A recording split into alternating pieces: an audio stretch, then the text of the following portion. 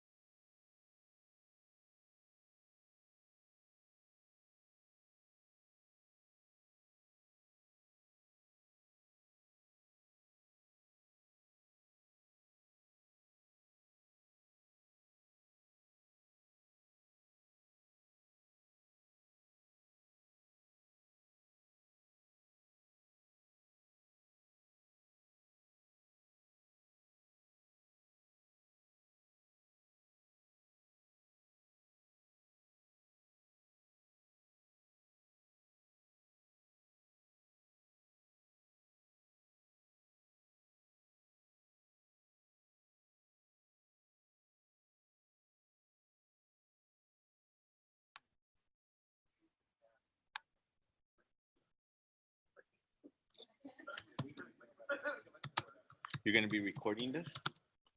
We will be recording. You're recording right now.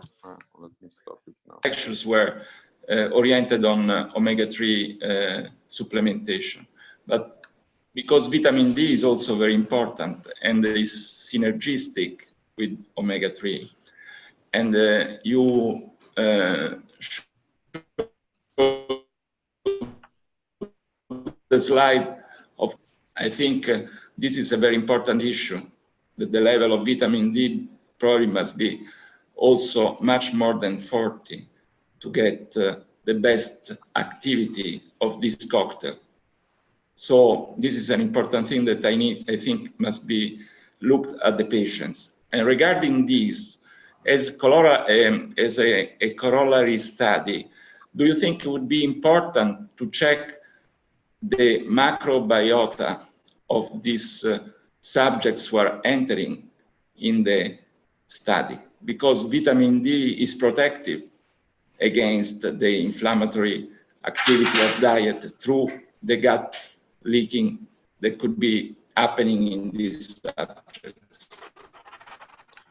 Yeah, no, definitely. I think our critical point also. Yes, thank you, Andrea, and the team at Tor Vergata in Rome.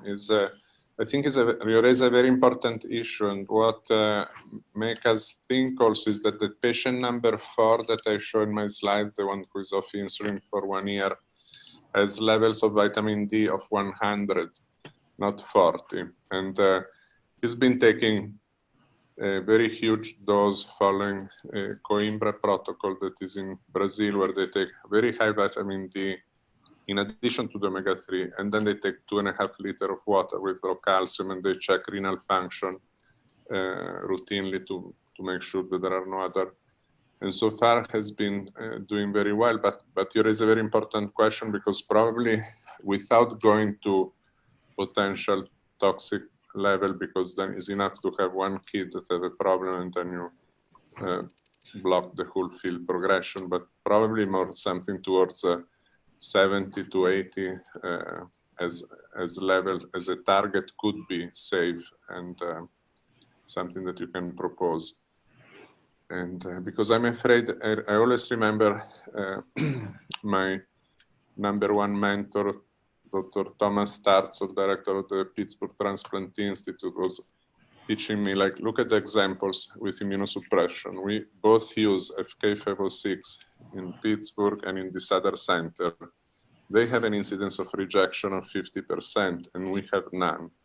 And what is the difference between the two approaches is that that center B, which I will not mention, the head is a physician, is an internist, and I'm a surgeon. So when I shoot the top dose toxicity and then come down.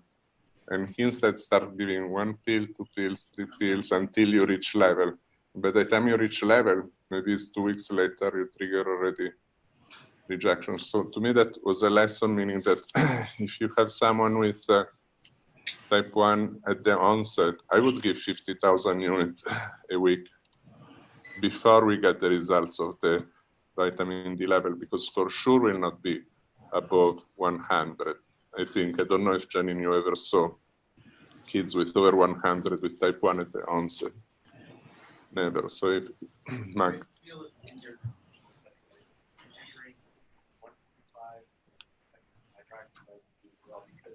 There's a bunch of literature regarding about really anti-inflammatory, highly active. Yeah. And there's polymorphism on alpha hydroxylase that's inhibited. And it may, just another aspect of monitoring what you're getting is working. Mm-hmm. Do we have that also in our, do we dose, what kind of vitamin D we dose? D3? We monitor D3, right? Cholecalciferol. 25OH, yeah. That's standard screening. Yeah. The 1 alpha might be important vitamin D receptor polymorphism. Those seem to have an effect. Yeah, and I think those are, that's why we're taking samples for further study analysis, because we will learn a lot, like seeing the responders, non-responders, age, duration, when you start the intervention, how high is the level. And is also with Francesco Cadari was saying they're starting study in collaboration with other universities to study these kids, both all the complete lipidomic profile or microbiome. And Andrea Fabri also raised the important point. We should study much more, and there is so much opportunity now with big data to really screen everything that we're affecting and potentially. Our challenge is that I started the Poseidon with no funding at all. It says we just start and we will find. Now I found some matching fund, and And as we go forth, if you build enthusiasm and we're doing something in the right direction, I'm sure that we will find some funding to do more mechanistic studies. But my approach has been traditionally, you start the trial, you don't wait to have the 10 million to complete it. Other questions? Yeah. Yes. Hi, I just wanted to add to that. I know that a 10-year-old newly diagnosed 6 months ago, and we found his D levels at 18, but about 50,000 D. If he accidentally got him to 100. He's doing extremely well. His A1C went from 18 to 5.9. And he has not had insulin at all. Great. So I realized it's a case study of 1. How old is he? 10. 10 and body weight? Age 9, 6 months ago. We're also on a ketogenic diet, and I'd love to hear more about that. We follow the Dr. Low carb, high protein, high fat, and works to produce extremely low variability. We have a CGM and XCOM, so we have all the data. I know other parents doing it. It's remarkable. It's remarkable.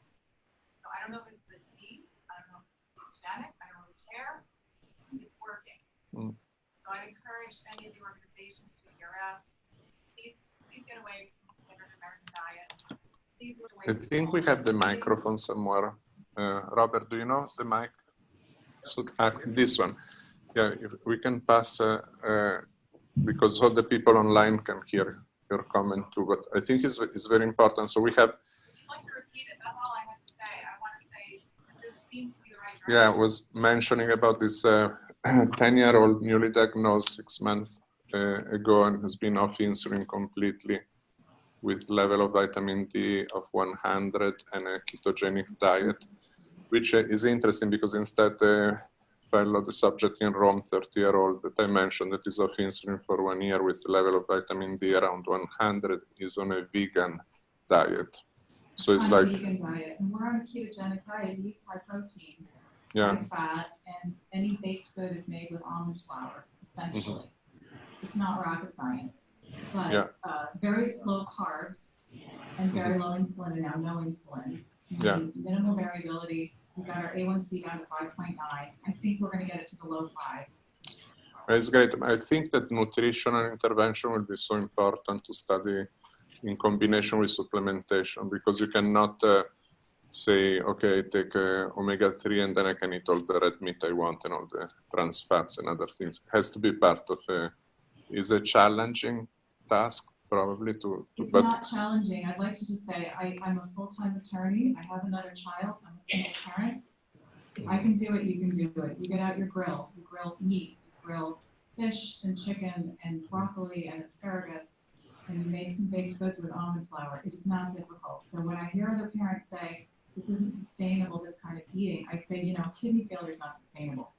Blindness is not sustainable. Definitely. I'm not saying that it's challenging for you or for us in this room, but I'm saying if you look at the general population, what kids are even fed in the cafeteria of school, you have to change the system, and you're going against the advertising from the food industry. For any nutrition intervention, $1 that we spend, there is 1 million spent in the opposite direction. So it is a global challenge, but we can do it. It's education. Education. Thank you. Thank you so much. I have another question, Camillo. It's more general. Yes.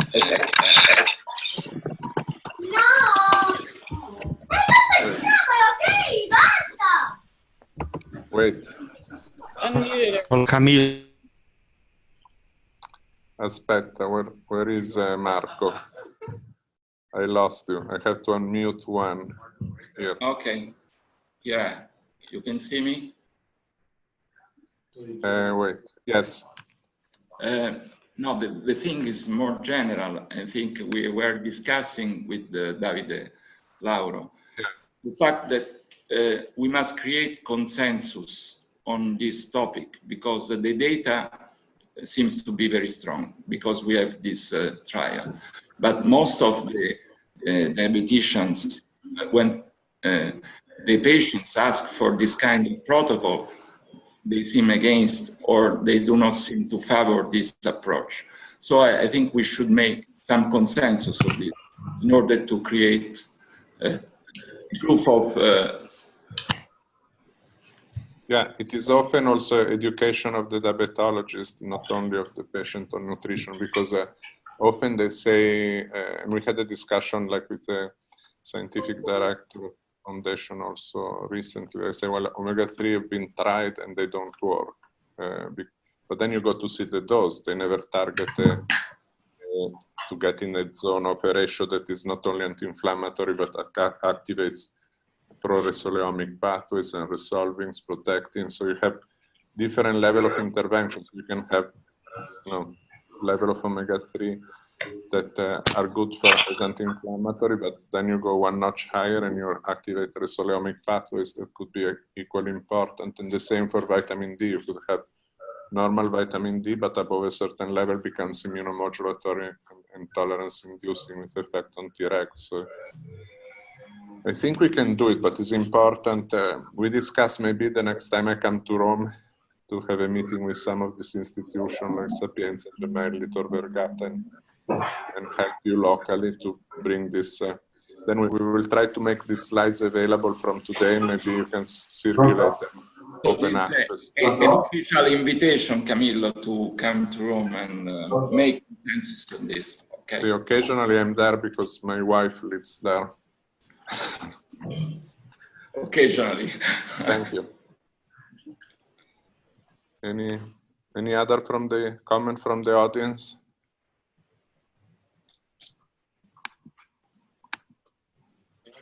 Yes, Mike. Another comment. For a few years ago, Wait. some studies in sepsis with DHA. Let me get the microphone. We can leave it down and then we can pass the mic. So there was a trial, small, actually, what he did is in that trial was taking supplementation with omega-3 preparation, but they were looking at effects on inflammation. And the way they gave it was they gave doses IV. So as part of the parental nutrition approach. And thinking about, the chronic inflammatory sclerosis or type 1 diabetes, is that there's going to be consumption of fatty acids within the tissues. In a lot of these cases, there's a switch from glycolysis to beta oxidation fatty acid usage. So, and then if there's inflammation of the activation of phospholipases and release fatty acids from the plasma membranes of the tissue as well as the immune cells. So a hypothetical consideration is that you may need, you may benefit by providing loading doses of these agents, drugs, fatty acids, whatever you want to call them. And then that would resuscitating the levels that may be lost in the target organ. And that really hasn't been looked at very carefully, because if there's studies in RA where people have done synovial biopsies and so on, where it's very different within that microenvironment versus, in the peripheral blood. You don't get the same picture. So that's a consideration. Nobody's, as far as I know, has looked at it. We could potentially do it in frozen sections of N5. Pronto? Mass spec Anna. of the lipidomes. Pronto? Mi senti? Che fai? Mi avevi cercato? Wait, I'm muting all. Raise your hand if you want to comment, so I unmute the individual. No, it's a very important point, the loading dose, I think, but the other that we begin to notice is compliance in the long term.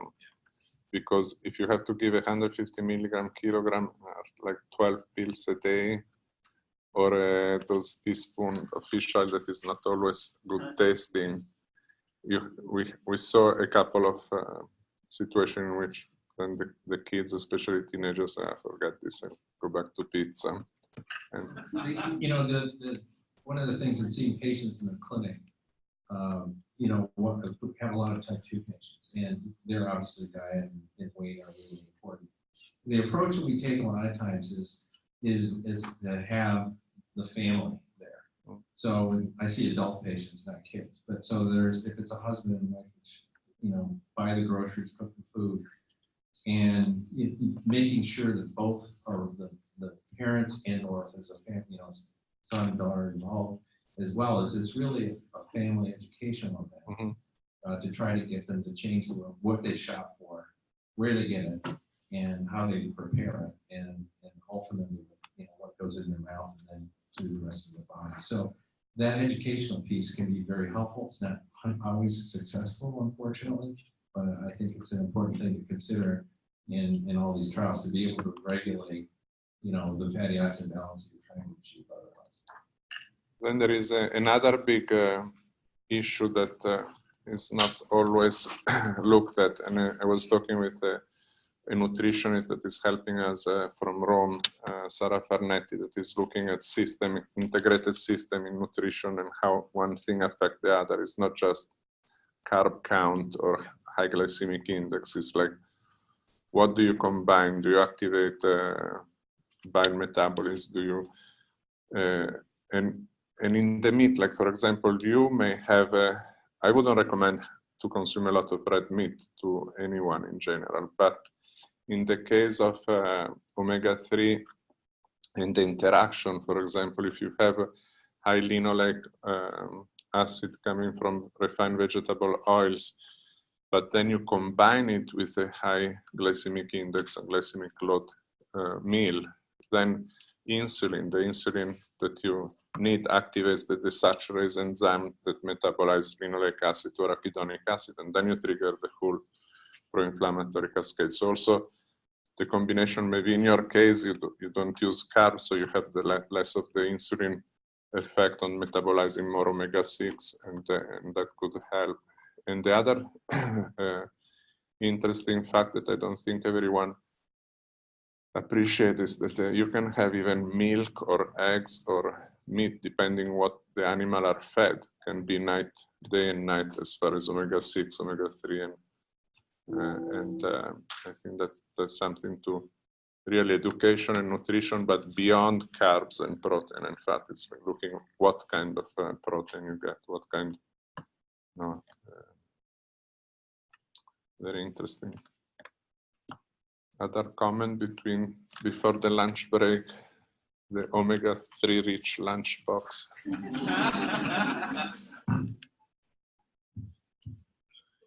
I don't see anyone online asking.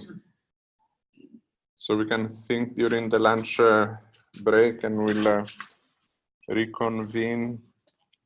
I think we can take a 1 hour, 45 minutes lunch break. What do you think, Sonia?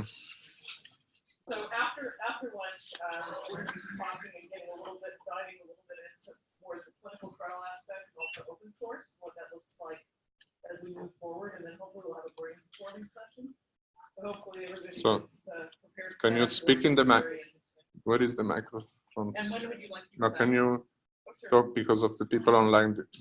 So we were saying after the lunch break, like maybe we should have 1 hour lunch break, and then we come back for a brainstorming session after we will address some of more in-depth clinical trial, open access information sharing on trials. And shall we reconvene at 1? Yes, 1 Miami time, 6 Italy time. And sorry for the participant in China and Japan. It will be a little later, but have a lot of coffee. Thank you. I will leave the screen on for online participants. Thanks. Thank you all.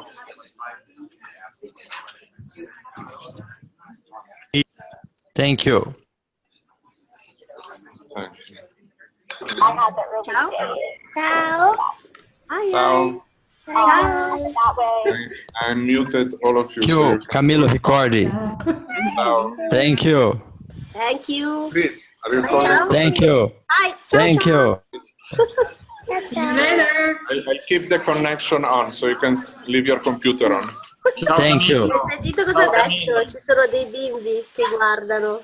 Thank you. Obrigado. Ciao, ciao. Brasil. Ah, great. Okay, See. Sorry. that's quite all right. And in all seriousness, what Heather has to talk about is probably far more valuable than what I'm talking about anyway. So that really is what should be recorded. So again, coming back to this issue of the really critical importance of type 1 diabetes beginning at that double antibody stage.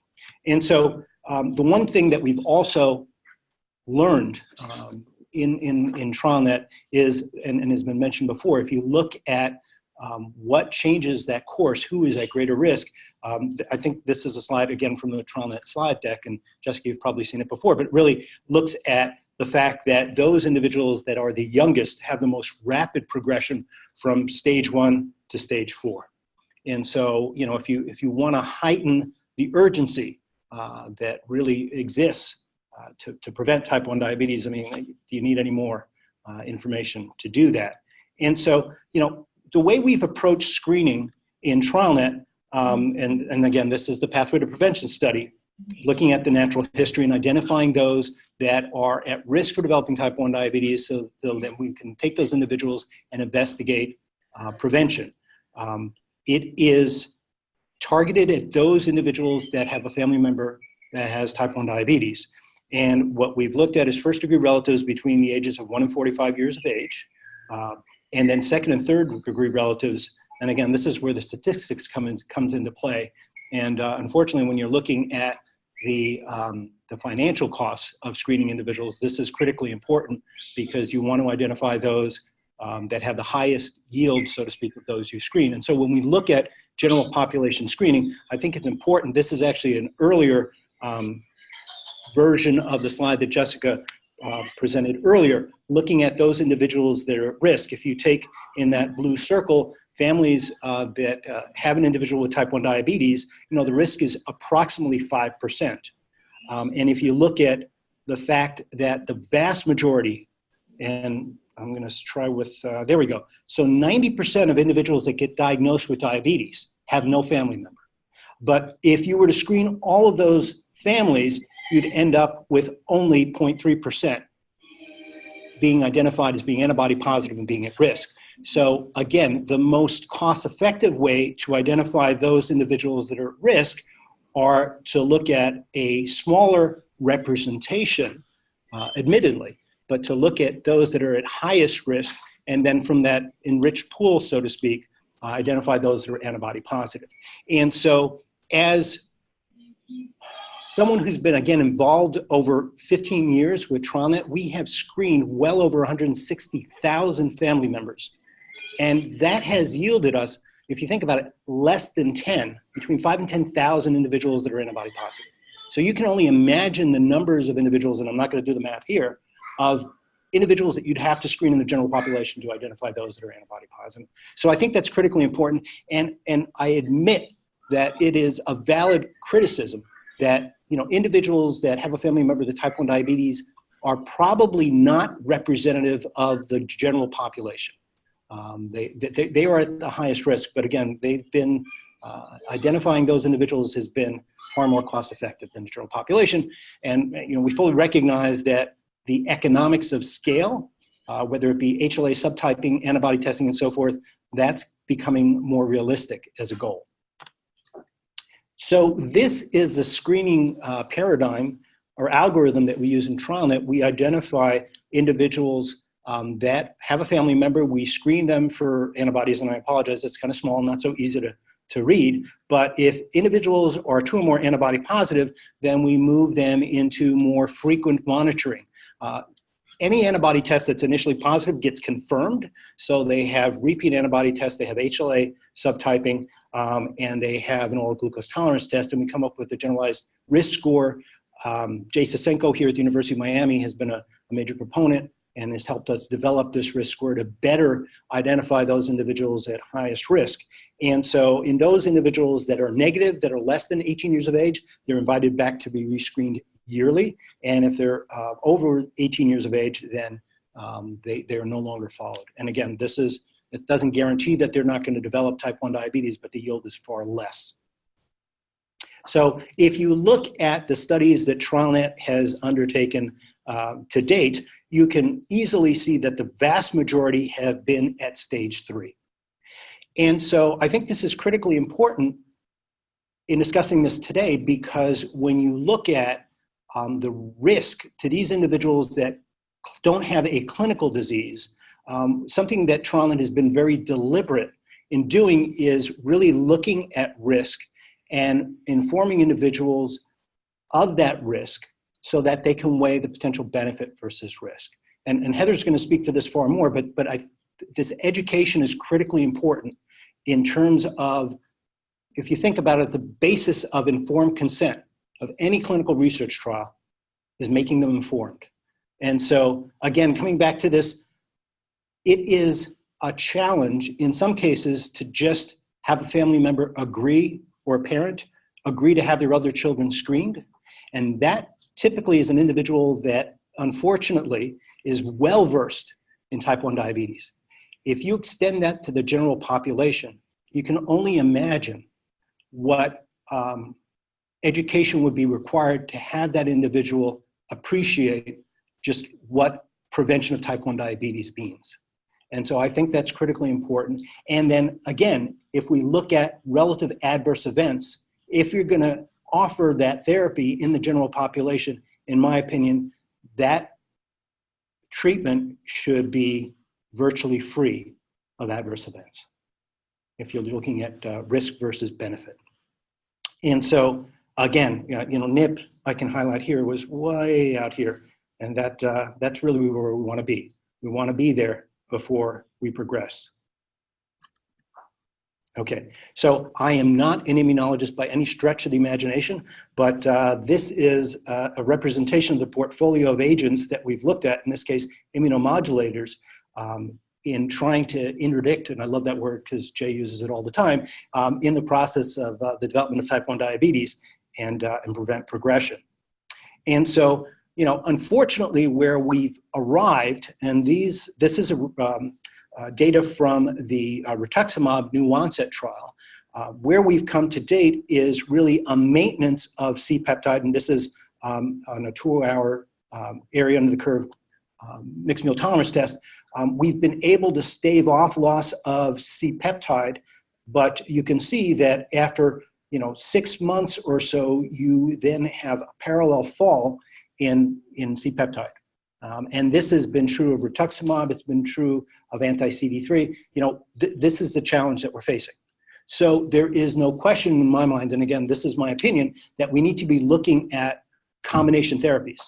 But when you're talking about these classes of drugs, and I know, Camila's well-versed in using these, myself as a clinician and though, an individual that's probably more risk averse, particularly if you're looking at individuals at lower risk for developing type 1 diabetes, we need to do better. But looking at combination therapies in this class of agents is daunting when you look at potential adverse events. So if you look at just the general approach to clinical trials, we all, in that process of obtaining informed consent and how we think about this, we have to look at how an individual, how a family looks at the benefit versus the potential burden of participating in a clinical trial. And so as far as benefit, there certainly could be a direct benefit to the individual, prevention of type 1 diabetes, obviously. Close follow-up and early detection, I think, has been indicated, prevention of decay and so forth. We have clearly demonstrated that those individuals that have been followed in a pathway to prevention study, the prevalence of decay in that group has been far less than the general population. So we're identifying these individuals early on in the process. I have one family who, the mother has type 1 diabetes, and she had 2 twin boys that entered pathway to prevention. And I had, I guess, the dubious honor of telling her that one twin developed type 1 diabetes on the basis of their oral glucose tolerance test. And then about 18 months later, the second twin. Neither of them were admitted to hospital. Neither of them, developed decay and had, complications in that regard. But it certainly is a scenario that in the future I'd like to avoid altogether. So I think that's critically important. You know, in the new onset population and those that have developed clinical symptoms and have, in a traditional sense, been diagnosed with type 1 diabetes, again, there's little doubt that preserving beta cell function, preserving the ability to make some insulin, as was voiced earlier, is critically important. I mean, that in and of itself, it's not the endpoint that we want ultimately, but that is of value. And then, you know, there's the altruistic perspective of contributing to the research in type 1 that ultimately will lead to prevention and a cure. As far as burden, obviously there's the physical discomfort, whether you're doing an oral glucose tolerance test, placing an IV and so forth, that you need to take into account. I think as we approach families, sometimes just the thought of, and it was mentioned earlier, you know, if we can't intervene, then why do we want to know? Now, again, I don't have type 1 diabetes, no one in my family has it, but again, I think there is value that, you know, in educating people about type 1 diabetes, there's value in knowing that relative risk. Potential adverse events, particularly as you're looking at some of those more aggressive immunomodulatory therapies, that is, you know, a concern. And I see David in the audience here. I know he deals with that in approaching families and Janine as well. This is something that that folks are you know, understandably concerned about and risk averse. And then, you know, certainly the time and the frequency of visits. I mean, you know, we had an individual that actually, for reasons that are not germane, but we had a family come down from New York State to have a 2-week infusion at the University of South Florida. I mean, that's a major, major commitment that family made to participating in the study. So I think all of those things are critically important in thinking about whether you're talking about identifying people at risk in the somewhat selected population that TrialNet has looked at, or certainly as you expand it on to the general population, you very much have to look at what the benefits are to those individuals and what the potential burdens. You know, in the TrialNet consortium, we have clinical diabetologists such as myself. I mean, type 1 diabetes has clinically and from a clinical research standpoint has been a focus of mine. So we have those individuals, and then we have basic scientists. And those basic scientists, in really a keen interest in having a passion to really get to what's causing type 1 diabetes, would like to have an endless supply of blood to perform various assays. And again, we need to take that into account. And so, you know, TrialNet has been very deliberate in weighing the benefits that we might derive from an endless supply of samples from patients to the burden that places on patients as well.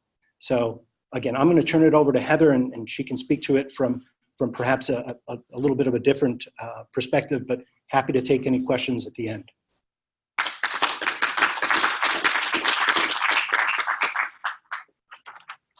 So thank you, Henry, for the introduction. Thank you to Dr. Riccardi and Sonia for asking me to come speak today. And actually, kind of interesting, I've been in clinical research now with diabetes and other endocrinology studies for over 20 years now. So I used to start out by saying, you know, I'm a mom of a person with diabetes, but now I realize, you know, I'm so much more than that, in that I've had these last 20 years to really work with people that are going to be part of the cure for diabetes. But when it all started out, I was the mom, right? 28 years ago, my daughter, 3.5, got type 1 diabetes. And we're one of the rare families that we had all kinds of people with type 1 diabetes. My father-in-law had it, my great aunt had it.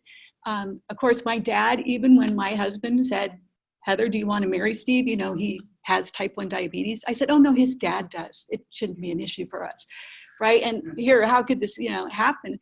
And we were fortunate in that when Stephanie was diagnosed, even though she probably had 6 months of strange symptoms that looked like, you know, flu symptoms, or, you know, lost half her hair, all these things, it didn't really occur to me, living with someone who had type 1 diabetes in our household, my father-in-law, for the last 20 years of his life, that would be what was going on with Stephanie. I thought, oh, well, you know, she's wet in the bed, she has a urinary tract infection. What about all these things that are happening? And of all the people that should have known something about type 1, like I think one of the speakers before me said, you know, you think you can see it coming, but you can't. You really can't.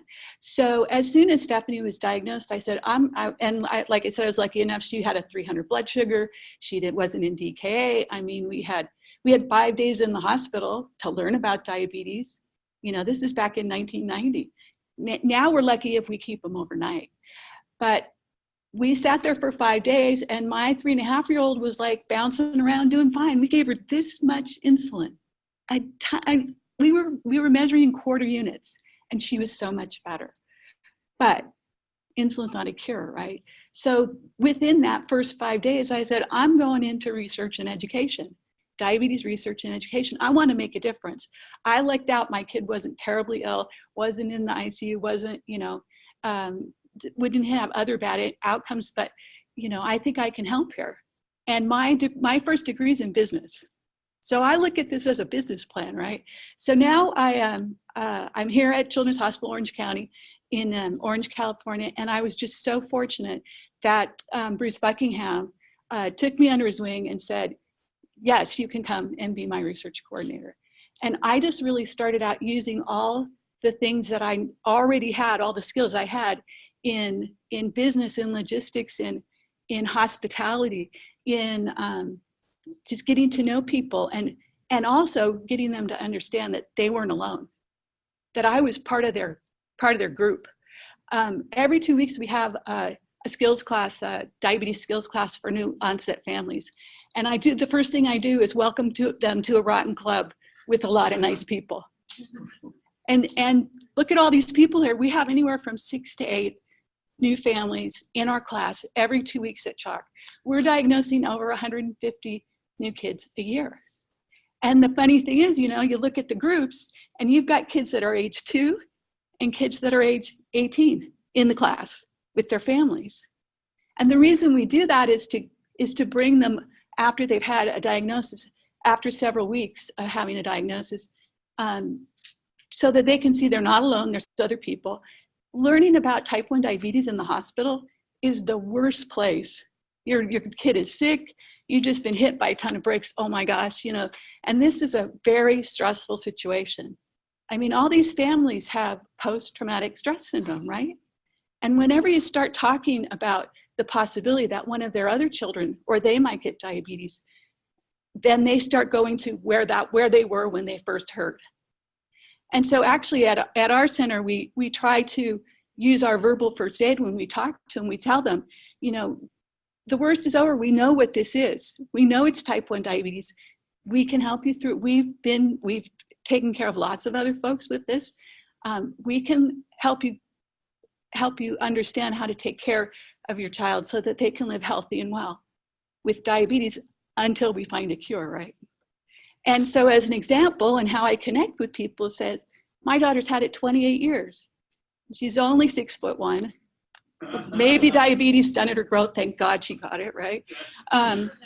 Secondly, she has no complications of type 1 diabetes. And that this is the reason that your child's going to be healthy and well, because we're teaching you what we did so that your child can be. But it's so complex. It's a very complex condition. And like Jessica was saying, it's, you know, 24 hours a day, 7 days a week, 365 days a year. You don't get a rest from it at all. I got a rest from it, like when she was at diabetes camp for a week and somebody else watched her. And I kind of get a rest from now that she's 31 and, you know, is a grown-up and thank goodness has someone to sleep with, her husband, so she's not alone at night. But, you know, that connection is part of how we get families to be engaged in research. And we need to engage them in a way that they feel like they're part of the team. So another way that I talk to people, I say it's because of people like you that engaged in research that we have a 5-second glucose meter, that we have insulin that doesn't come from pigs and cows anymore, that comes from, you know, the laboratory where it doesn't have nasty things in it and it works pretty much very similar for everyone. We have food labels. We didn't even have food labels. So I never say it's easier to take care of diabetes because of all these things, but it's more convenient. So, here I am talking to them, telling them, that we have things like Diabetes TrialNet to look for antibodies, autoantibodies. And we explain autoantibodies to them, kind of like actually antibodies as Pac-Man. And we throw out little germy things, like these little funky little looking toys. And I say, you just caught a virus and you've caught a germ. And we have the Pac-Man go and grab it. That's your immune system. It's supposed to get rid of things that aren't supposed to be there. But when you have the genetic predisposition for type 1 diabetes, we have funky Pac-Man, funky autoantibodies that go to the pancreas and get rid of those cells that make insulin over time. And it's in this time, after this insult to our immune system, and we make the funky Pac-Man, that we start losing the ability to make insulin. And I said, this is where TrialNet and a lot of other studies have looked at prevention. Look at this long line. I guess it's this long line Dr. Eisworth had that said, that shows us that we should have some time to do something. We can get along just fine on 50% insulin production, 40%, 30%. But when we get down to that last 10%, then we're talking diabetes, type 1 diabetes, and you have to get insulin from the outside. So how can we intervene in that? And so I was lucky enough to be involved through TrialNet with NIP to start at the beginning of these babies' lives. And how do we talk to people and get them to be involved? And part of it, is very difficult to explain science.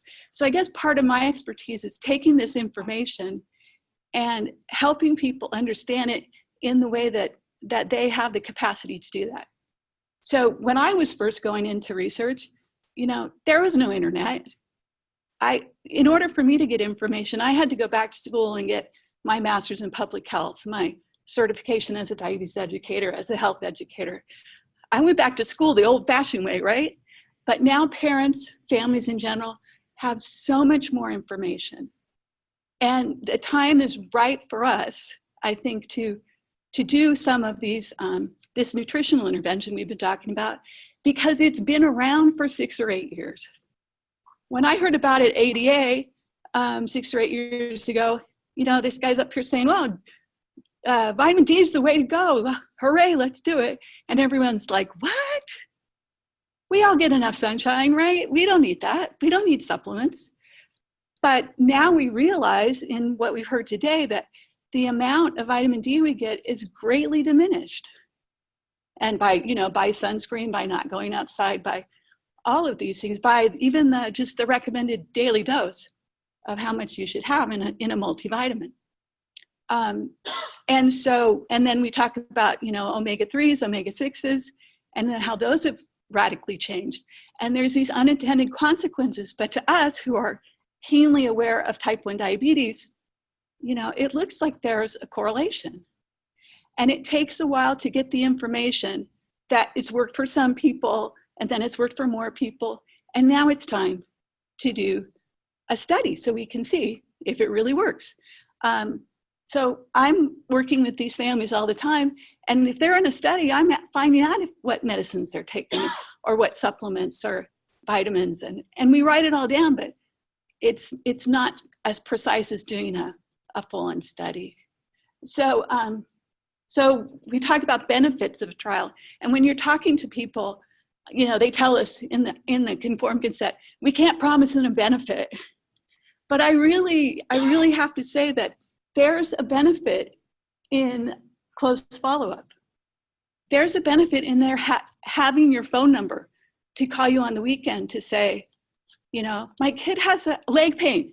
Does that have anything to do with the medication they're on? And for us to get back to them right away.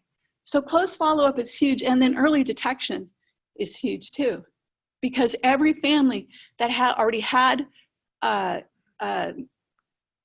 diagnosis of type 1 diabetes, they go back there when they think about getting their other kids screened. I don't want to go through that again, right? But I specifically tell them, early detection is huge. Your kid will be without symptoms we'll see those antibodies early. We can do something. We can see, at least, follow them to the beginning of diabetes, which is pretty much what we've been doing. So actually to have something that we can offer them when they only have one autoantibody is, I think, really powerful. And I think TrialNet has, and a lot of other people have made a lot of inroads to how we connect with families and this high-risk group of people with type 1, and how they can be our research partners. So I think Henry talked a bit about, all of these things, and I just kind of wanted to look at it from a little bit different point of view. A lot of these families have a huge need to have a contribution to the diabetes community, even brothers and sisters. There's that story about the little boy who was asked if he would, or little girl, whatever, it doesn't matter, sibling who said, who they said, you need to give a blood transfusion to your brother or sister. And this kid, 7 or 8, he agrees. And they lay him down on little cots and they start the transfusion. And the little guy, the sibling, he doesn't have a condition that he knows of, that we know of. And halfway into it, he says, well, when am I going to die? And he thought we were asking him, right, to give his blood, all of his blood, to his sibling, which he agreed to, thinking that he was going to pay the ultimate price. It's so important how you talk to people, especially little people. They're so, what you say is what they hear. My nephew, my daughter wanted him to be the ring bearer at her wedding. And he said, I'm not going to be a bear, they're scary. Right? So we decided, said, okay, well, we understand you don't want to be the bear. How about if you're the ring guy?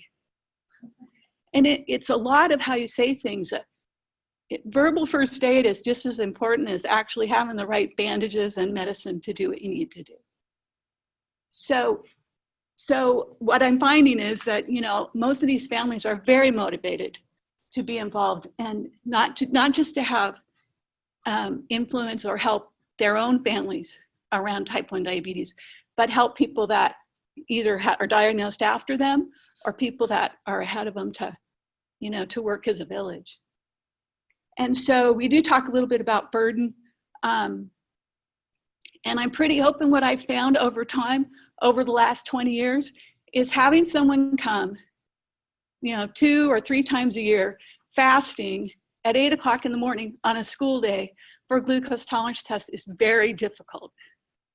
So how do we devise our studies so that we can get the information we want, take as much blood as we need, and make it more convenient for people to be involved. And in something like this that we've been talking about with a nutritional intervention, where they come in every 3 months, any time of the day, for a little blood draw, and we give them something that's going to help them, and the diary that says how many of these did you take, and so on. Try and make it as easy for them to comply as possible. I give every one of my research patients a binder when they first come for their screening visit. And it has their name on it, and it has all the information about the study. I said, this is your book. This is where your consent form goes. This is where all the information goes. This is my phone number. This is Mark Daniel's phone number. You can get us when you need us. And what it does is it sets their mind at ease. Most people don't call except during business hours. But if they did even once, call outside of it, then they know you're there for them. And that's really what makes recruitment and retention possible. It's a personal connection. And for the scientists and the surgeons and all the MDs that give the information like they did here today, it's totally overwhelming to those families. It's very difficult for them to understand. I mean, you got to remember there's only a small percent of people in the United States that even go to college. And I don't think there's a person in here without a college degree except our 2 girls, right, who are heading that way. But most people this is very daunting for them to have to deal with this with their precious, perfect child. Because what happens is when your child's diagnosed with diabetes, they change into another person, you know? And then there's constant worrying and just chronically being concerned about everything that happens. And then the other thing is we want them to grow up and be wonderful, interesting people too. So we want that burden to be, you know, modulated so that they understand that they can do this, they can make it, they can be awesome, and have diabetes too. That's why I say kids aren't diabetic. They have diabetes. Just like they have blonde hair, blue eyes, and, you know, are able to do math or science or read. It's just part of who they are. It's not all of who they are. And so for me, I think the thing that helps, and even if you don't have a personal connection with type 1 diabetes, the fact that you all have a passion for living with it, for working with it, for being involved in a cure or a treatment, it means a lot to the people that need to be our partners in research. It makes a big difference. We talked about informed consent, and it's so important for people to understand what it is we're asking them to do and meet them at a level that they understand and let them ask those questions. And now I think the parents are so much more connected. I thought it was really interesting when someone said that I found Sonia on the internet and I rang her on the phone and she picked up. But so what's funny is I've done that too. A lot of people aren't that, resourceful. But there's a lot more information on the internet. So we have this open source. We have the website, Prevent T1D. We have ways that other people have found some success. But if we really want to, as the health providers, as the research community, to know if these things work instead of just anecdotally, we need to develop studies so that we can take people through the process and see if it really does help. Because if we can give so many units of vitamin D to a new onset and make a difference, in the first 2 weeks, that's huge, right? And that's a simple intervention. But we won't know it works until we try it on many people and figure it out. So I guess really what I just wanted to tell you about is the part about keeping people involved and retained in a study is that you pay attention to them, that you call them, that you contact them, that they think you care about them, which I do because they're my people. I'm in that village too. And you're in that village as well as the professionals that help us get to take care of our kids so that they're healthy and well. So that's kind of my bit on recruitment retention. And so Sonia, who's next? Okay.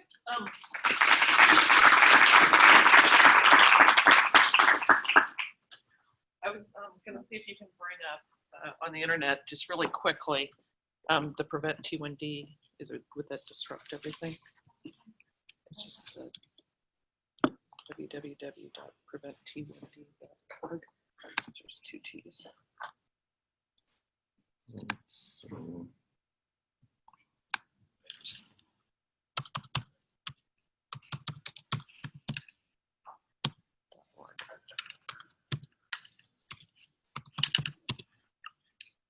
If that works. Okay. I just wanted to say a quick. Yeah. Let me see this. Yeah. So I didn't talk about it this morning, but somebody said once you have 2 or more autoantibodies, you're done. I disagree. Everything in life sometimes is about timing. I was on the JDRF grant review committee and was extremely fortunate to review a grant by Dr. Claire Salzler and Sally Litherland at University of Florida at Gainesville. Shortly after I reviewed that grant, the best one I'd reviewed in 6 years in terms of being relevant and just something I would do for my own family, I got a call from the people at Daisy. And they said, we need you to come in for OGTT, IBGTT.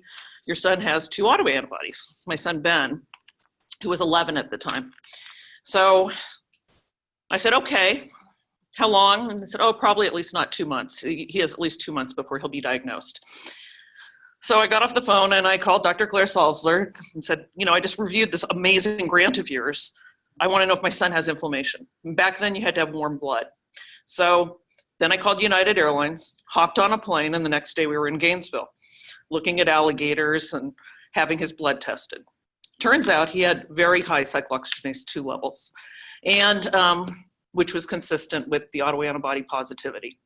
So he's 11 years old, and I went back to all my friends on the JDRF Grant Review Committee, and Peter Chase, who is my other son's doctor, and I said, Dr. Chase, you know, this is the best grant out there, and this paper is on, you know, the suppression of inflammation using fish oil and how that might affect autoantibodies in NOD mice. And, you know, I read this great paper by Lars Stena that showed a 70% reduction in kids who took cod liver oil.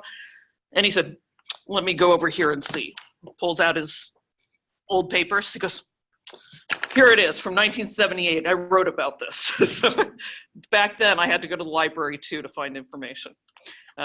Just getting started with the internet, and Children with Diabetes was a group of parents who really got together with www.childrenwithdiabetes.com, and it was growing exponentially, but it was still in its infancy. So anyways, I went back to all my friends on the Medical Science Review Committee, my favorites, and said, if this was your child, I know you can't give me a formal recommendation. If this was your child, what would you give him?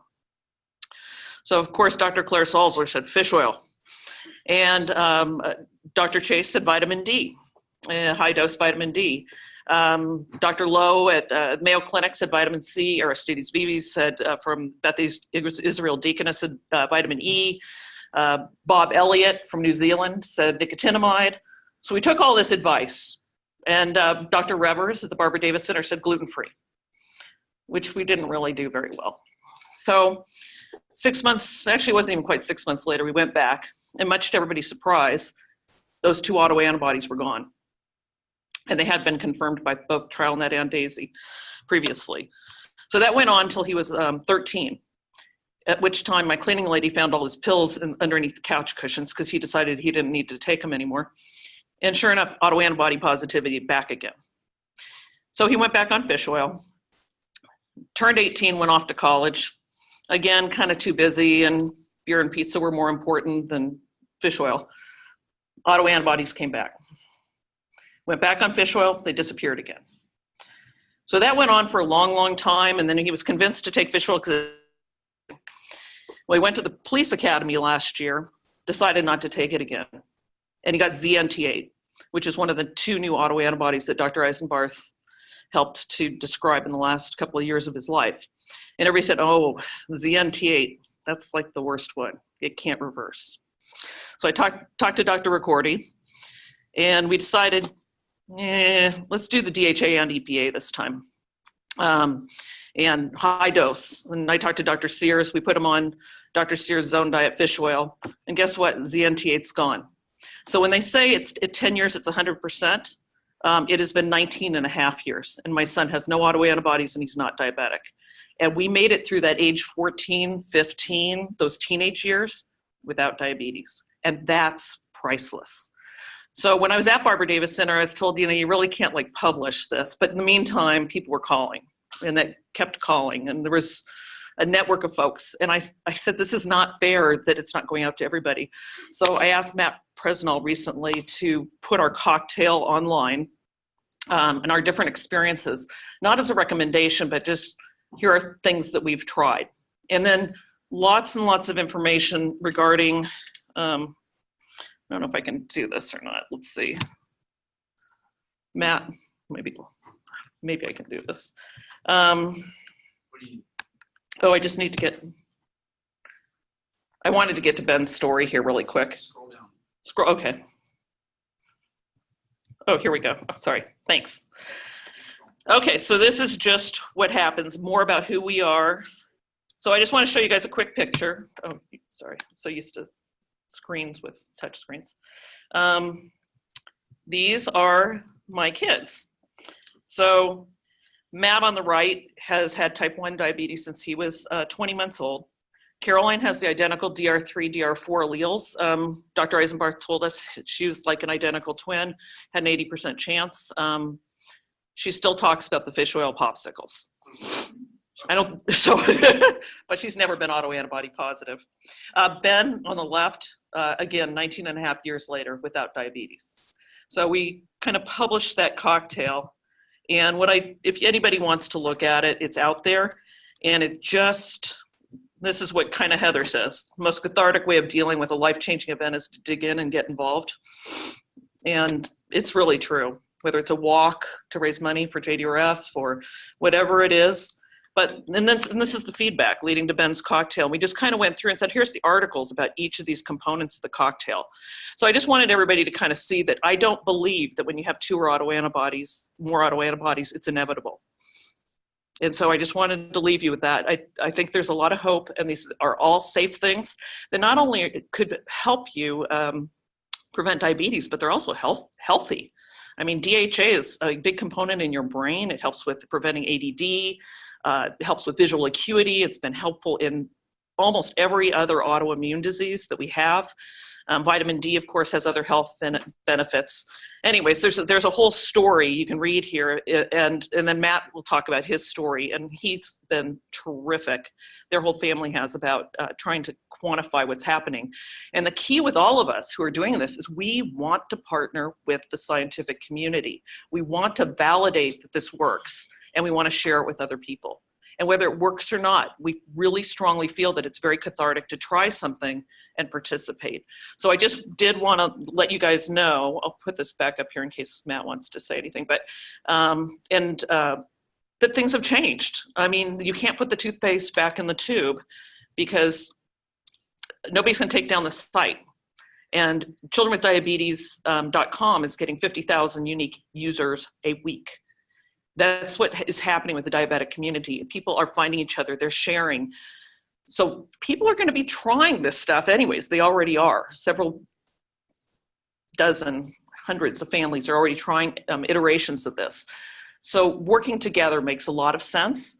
And you have to have something people believe in, because all other studies, people can read about the risks and rewards so easily on the internet. So anyways, I just wanted to share my part of the personal story and how it came about. And anyways, I wanted to introduce Matt Presnell and thank his wife for coming up with all our cool logos, and those slides of mine that look halfway decent, she helped me with. And they're wonderful children who've been very patient and just terrific. So anyways, thanks. All right, I'm gonna need some help getting this fired up, Dr. Ricordi. Oh. So let's see. Yeah. Even as a geek, I'm not a Mac geek.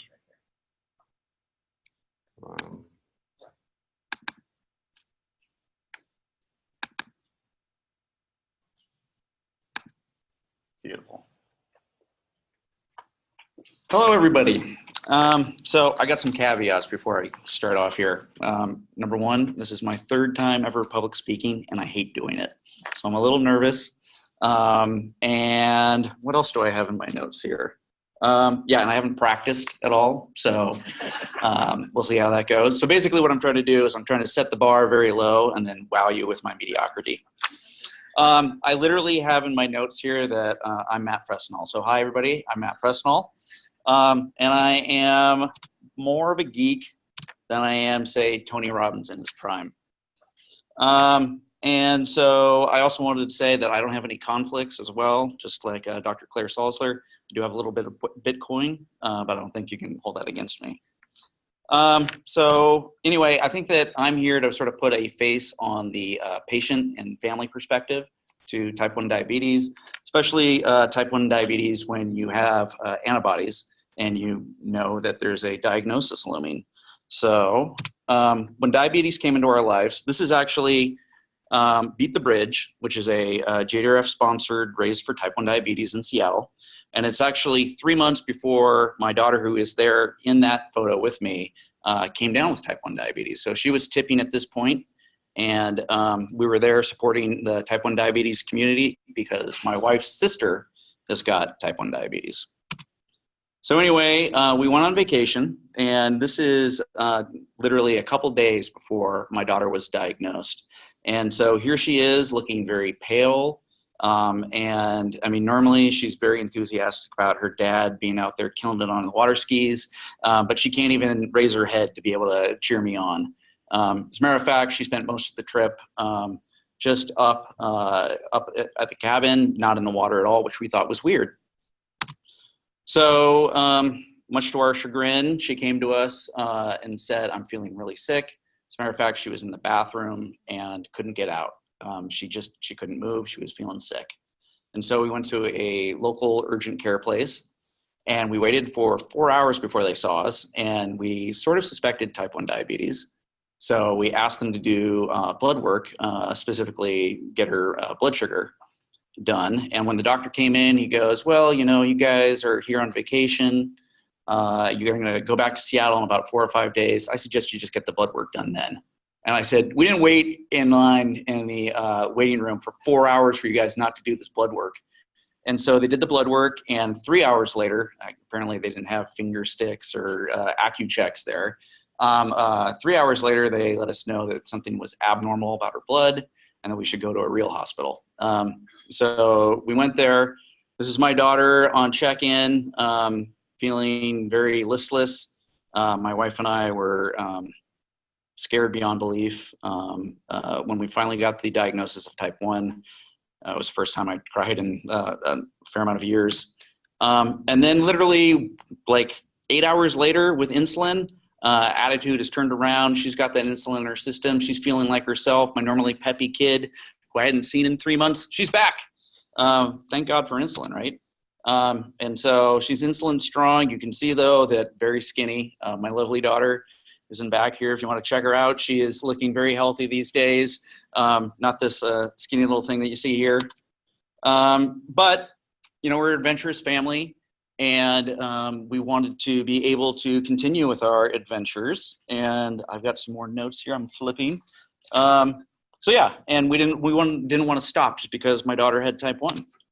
So within 3 weeks of diagnosis, I was taking my daughter backpacking, where we're 8 hours from medical attention. And you can see there that she's got her pink camo with her all her diabetes supplies, and she's a little weighted down. We're out in the middle of nowhere, and we're out here, and she's got a finger stick check. And as a matter of fact, it was out here on the beach where we saw our first Dexcom in the wild. There was a girl that was walking towards us. And she was probably 20 and had a beer in her hand. And when this dad type guy comes running up to her, she thinks that I'm gonna yell at her, I think, about having a beer in her hand. And I said, "Do you have a CGM on your arm?" And she said, yeah. And she stopped hiding her beer behind her leg. And she said, and so my daughter and her sort of communicated. As a matter of fact, my daughter was getting outfitted with the CGM, and I was worried about her getting in the water. So I'm asking this 18-year-old girl or 20-year-old girl drinking out of the middle of the Olympic Peninsula, "Is it okay for my daughter to go in the water with the CGM?" And she told me it was fine. So that was very nice. But you know, we're an adventurous family, and so we go off and we do crazy things. And so here's my daughter ziplining in Costa Rica with her diabetes bag. And, you know, here she is jumping off a cliff.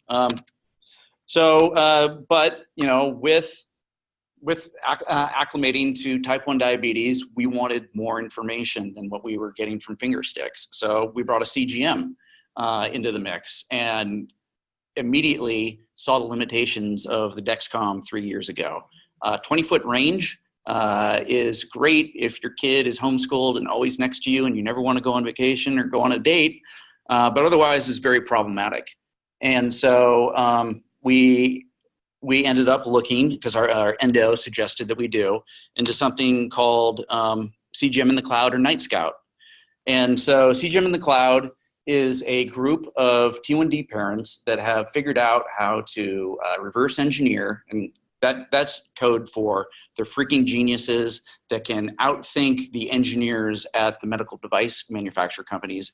These people have been able to reverse engineer security protocols that were never intended to be reverse engineered. So very smart people that wanted to get more insights to be able to extend the products that were commercially available so that they would actually be functional for families. So you can get range beyond 20 feet. So you can do lots of different things. The membership in the CGM in the Cloud group is probably 26 to 27,000 families that are using this technology.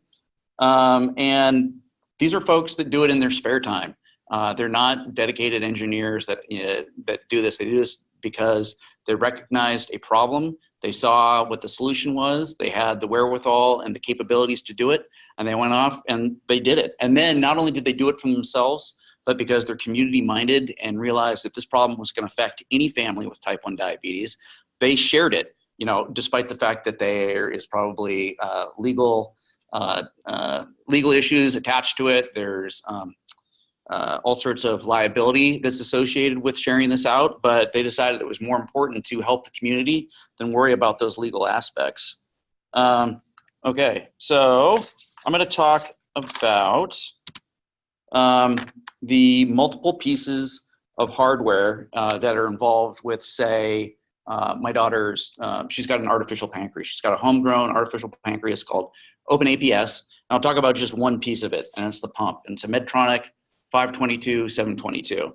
So there's a gentleman named Ben West, and for 7 years, he sat in his living room on a Friday night with his family, and they decoded the Medtronic protocol for communicating with the pump.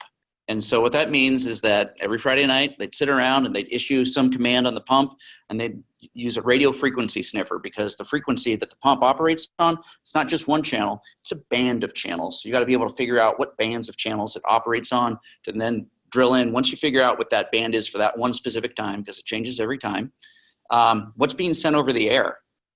Figure out what's being sent over the air. Okay, it's encrypted. How do we decrypt it? So he spent 7 years, because this is just a homegrown project, not funded. The medical community, device community didn't help him out in any way. And once Ben figured that out, he shared it with the community because he saw the potential for an artificial pancreas system, nothing that was commercially available online, but something that infuriates technologists like myself, where you have CGM data and you have the ability to influence blood glucose, and you have nothing in the middle to tie those two pieces of technology together. And you're forcing the parent to sit in the middle and make those 200 different decisions a day when a computer could be doing it. It frustrated him, I'm sure, and that's why he shared that information out. So in doing this, the medical device manufacturers heard about it and labeled my community rogue cowboy hackers. And so in doing so, also inspired them to adopt that moniker and embrace it and take it a little bit further. So we are the Rogue Cowboys. So I'm going to talk now a little about what the underlying theme of We Are Not Waiting is. So We Are Not Waiting comes for a lot of different reasons. It comes because the T1D community feels like they're being taken advantage of. Take a look at insulin prices. And you see how those have grown exorbitantly over the last 6 to 10 years, purely for profit as opposed to any other reason. It's just one more example of how folks feel like they're being taken advantage of. They have medical device manufacturers making good products, but the capability to create an artificial pancreas probably could have been delivered earlier than it was, given that this technology has been around for 15 years or so. And so parents took it upon themselves to go ahead and create an artificial pancreas system that manages blood sugars and outcomes and allows for things like sleepovers and being able to go to school events and be able to have parents go away on vacation before the medical device manufacturers did it. And these are people that are doing it in their spare bedrooms, they're doing it in their home offices. They're not being paid to do it, but they're doing it because they feel like this is going to be beneficial not only for themselves, but for the community at large and for the kids. So let's see here. Yeah, I saw the tools that need to be built. Anyway, out of that, a few cool things have come out of that. So I'm going to show you on the technology side. So what we've got here is, this is actually my daughter's Night Scout visualization. And first of all, show of hands here. Who has heard of We Are Not Waiting? That is a movement. Okay, good. I'm very glad to see that.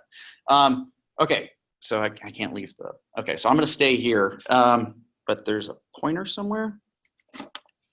Maybe this. You should use the mouse. I should use the mouse. Okay, I'm gonna use the mouse.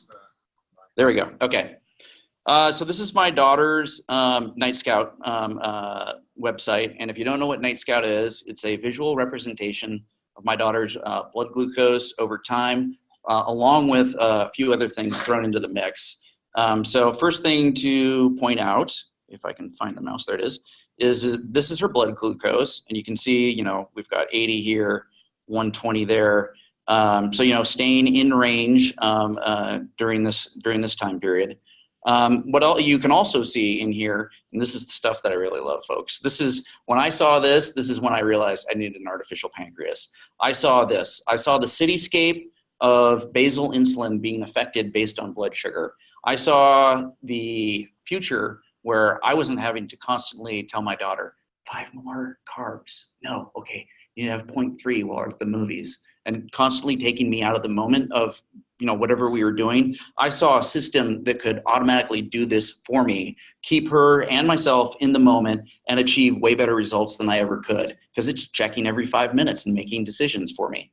So what we see here is we see that her basal levels are changing based on her rise or fall for blood glucose. What you see down here, these little 0.1s are little micro boluses of insulin for when she's climbing even steeper than she should. What you see is the predicted over here, you see the predicted path of what her BG will do. So her artificial pancreas sees into the future. And then based on that predictive algorithm, based on past BG data and insulin interactivity, it makes predictions as to where she will be, and it does it with damn good accuracy. The other things you'll see on here is you can actually see things like, you know, this is her blood sugar right here. You can see the delta. There's no delta going on right here. You can see what her IOB is, so how much insulin she actually has on board, which is super important if your kid's about to go run track, which my daughter does. You need to know how much IOB or how much negative IOB you're gonna have on board. You can see that she's got a 0 temp basal being set right now. She's got 0 carbs on board. Her pump is at 125.9 units. Her battery is getting a little low, which is why this is in yellow. It'll flash to red when I need to change her pump battery. You can see that her artificial pancreas talked to her just 1 minute ago. And then in here, you can actually see which artificial pancreas is, because we have 8 of them, is operating on her and what decisions it made and why it made those decisions. So you've got a wide breadth of information here to be able to confirm for you, let you know that things are operating the way that you expect them to operate. So this, by the way, has been around for 4 years. Dexcom has got Dexcom Share, or the Share app. It's been around for, I don't know, 1.5 years, 2 years or so. The limitations in that is that it can't be available to anyone anywhere in the world, whereas this website I can give to anybody and infinite amount of people can look at it. It obviously has a lot more functionally involved. And then the last thing to show you that is, again, really cool is that I can remotely target what my daughter's blood sugar values should be. So I can set a target. This gray line here is telling her artificial pancreas, all right, I want you to target this 80 BG for an hour. And once you do that, you can see that as soon as my wife did this, you can see that all these little microboluses were set to bring her down, and she starts to drift down, but then this expires. So she's gonna hover around here, start to drift up at some point. And then you can see that my wife said, okay, she's gonna go exercise. Let's go ahead and give her a BG target here. And you can see that her blood glucose is rising again. So what you can do as a parent is, if you know, okay, my kid's getting out of school, she's about to go run track, half hour beforehand, hour beforehand, you set a high temp like this, or like we do, I just programmatically know what days a week she's got gym or when she's got track practice, and I can just schedule something that will automatically raise her temp targets to a level that will keep her safe and being able to run. So again, nothing like this commercially available, and this all stems from the We Are Not Waiting movement. Part 2, and there's a few parts here, is OpenAPS. This is the artificial pancreas system that my daughter is on. This is pretty much the latest revision of a system that's been constantly evolving. When we first got on it, it was on a Raspberry Pi that was quite large, and the range was 4 feet. It is now this size with a quarter for perspective. And I can actually swallow each one of these components if I wanted to, and I guess put her artificial pancreas in with my pancreas. And the range is now 20, 25 feet. And the rigs all are built in order to be able to collaborate, or it's called a mesh network, where you can have them sprinkled throughout your house, which is what we have. So we have these little rigs sprinkled throughout our house so that my daughter can just roam around the house and she doesn't have to carry this with her. And they all will respect one another. One of the first things they do when they start their loop is find out who's talking to her, and whoever claims primacy gets to go ahead and be the one that enacts the decisions on her. This is my Pebble, and I freaking love it. This Pebble has changed my life, and again, ahead of the marketplace, ahead of the Apple Watch face that Dexcom partnered with.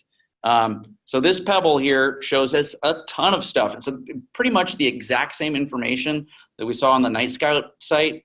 The one huge benefit is that once we got a CGM, we were bombastic. We were obsessed with checking her numbers. So we're always doing this, always doing this. Where is she? Is she okay? Is she okay? You're a type 1 parent, that's what you do. You obsess, you helicopter a bit, make sure your kid is okay. That's your job. You got to keep them safe. Yeah, otherwise you're letting them down. And so, but you get burned out. And the We Are Not Waiting community realized that part of what we needed was better tools. And so now I don't think about diabetes 80% of the time. The other 20%, I need to be involved. It's mealtime, things like that. But 80% of the time, I just go around my usual life, and I don't need to think about type 1 diabetes. I don't need to think about it because the technology is going to let me know. So with this watch and all the data that you see that was already represented in Night Scout, this watch will let me know a few things that I need to know. It'll let me know when she's high. It'll let me know when she's low and I need to interact. It'll let me know if it can't talk to her anymore and I can't assume that everything's okay. And that's the big one, right?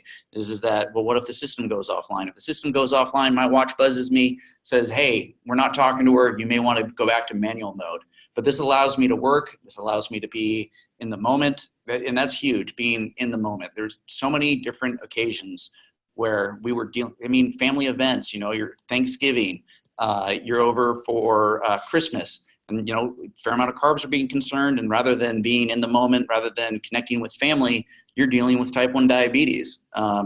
This technology allows the removal of that thought to a fair degree, and allows for diabetes exhaustion to fade away a bit. The other thing is my Pebble, I can actually set, and I've got very furry forearms there, but what it also allows you to do is to be able to set those temp targets that I was talking about. So if my daughter's gonna eat soon or she's gonna go in activity mode, I'm able to target her pancreas to reflect those temp targets that I want right from my watch. And then lastly, the Pebble will actually, and the artificial pancreas system that we're using, will tell me when, because we've got controls in place so that it doesn't get too aggressive, so that it's not going to do anything dangerous. We've got controls set to where we feel comfortable. But if the open APS system realizes that she's going to need more intervention than it's allowed to provide to her because of those controls that we set, it'll say, hey, you manually now need to intervene. So in this case, my daughter needed to have 3 carbs, it looks like, because she was dropping. And she's, you know, she's at an okay level, but we wanted to bring her up so she was safer in 80.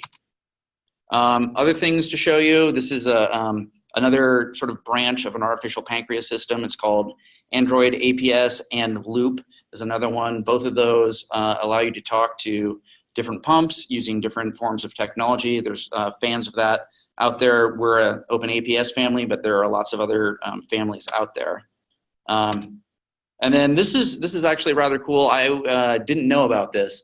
This is in Romania. They have taken Night Scout and expanded upon it. And there is a clinic in Romania where every child with type 1 diabetes is represented on a board. So there's like literally 150 kids that are monitored here. And when they're monitored and some intervention is needed, there'll be somebody watching this board and will inform a doctor, let them know whether anything needs to be done. And this way they can actually help chart where intervention is needed. Other thing that you get out of Night Scout is you get time in range, you get time out of range, time low, and then predicted A1C. And every time my daughter has gone in, the predicted A1C has been spot on. And this, I really hope you guys can see this, because to me, this is magic. For any endo out there, this is freaking magic. So this is called AutoTune. It again is part of OpenAPS. And I hope you guys are figuring out that what you're looking at is timestamps. And then based on timestamps, it's looking at what is programmed as a basal rate into the profile of the pump for the person. And then based on looking at the data over whatever time period you specify, it makes recommendations for you as to what those basals should be. Not only is it making those recommendations at basal, this is the really cool one to me, is that it actually tells you what your ISF is. So my daughter was diagnosed, we didn't touch her ISF once because it's rather hard, I think, to determine that. This came in and told us what her ISF needed to be. So you've got a system that can do math way better than any person can, and it's looking at historical data to prove this out. And so we'll run AutoTune. That's what the name of this program is called. It's called AutoTune. We'll run AutoTune every few weeks to be able to make sure that we're on track and we're making the right decisions for our kid. And again, there's nothing commercially available for this that I know of. Okay, so TrialNet. So yeah, switching back to our timeline, our story, part of acclimating to the type 1 diabetes lifestyle, this is us being newly in, is that we took my lovely daughter to a type 1 diabetes camp. And as part of that camp, they had TrialNet screening. And we participated just to be good community members. We didn't think anything was going to come out of it. We thought it was she was a solo occurrence. And so we donated our blood. And little did we expect we were going to get a phone call telling me that Julie there has 4 antibodies and I've got 3. And TrialNet was great. We've gone down and we've worked with them, I don't know, 6 times, 7 times, and they'll work with anybody, even that guy.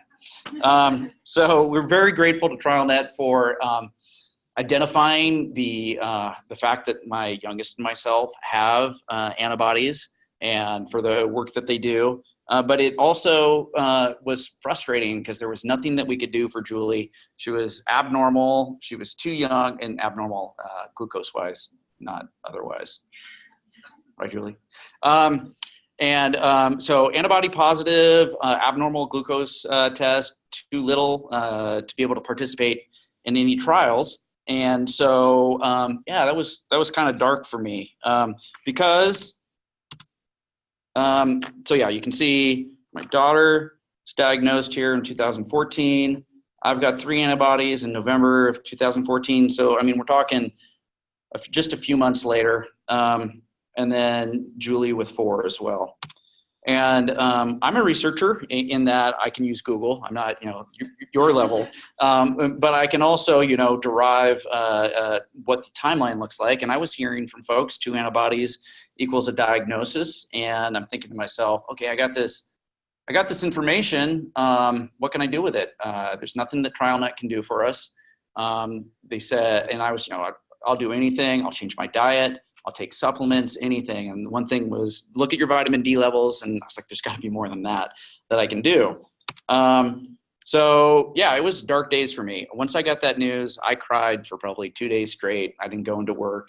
I was very depressed to know that there were going to be 3 people in the family with type 1 diabetes. There was nothing that we could do.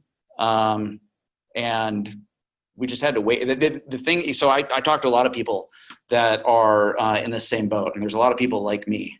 And the knowing that it's just looming out there is incredibly stressful. And being told that there's nothing you can do, it makes you feel impotent, makes you feel like you're letting down your kids. And yeah, that's why I got frustrated. And I took some of that rogue cowboy spirit I've got to try to protect this little girl of mine.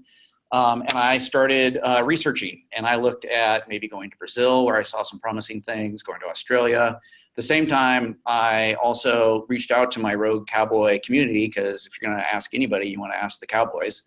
And somebody connected me to Sonia.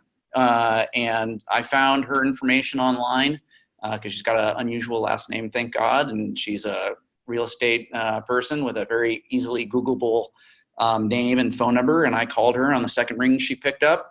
And I was worried that she wasn't going to tell me what the cocktail was because, you know, America's a litigious society. But she was very, very forthcoming. And for the first time, I had hope. And that was a huge difference. It literally felt like a cloud was lifted when I had that hope. And my hope at that point was not stopping type 1 diabetes because, I mean, you go back to the chart, you can see it's going to happen.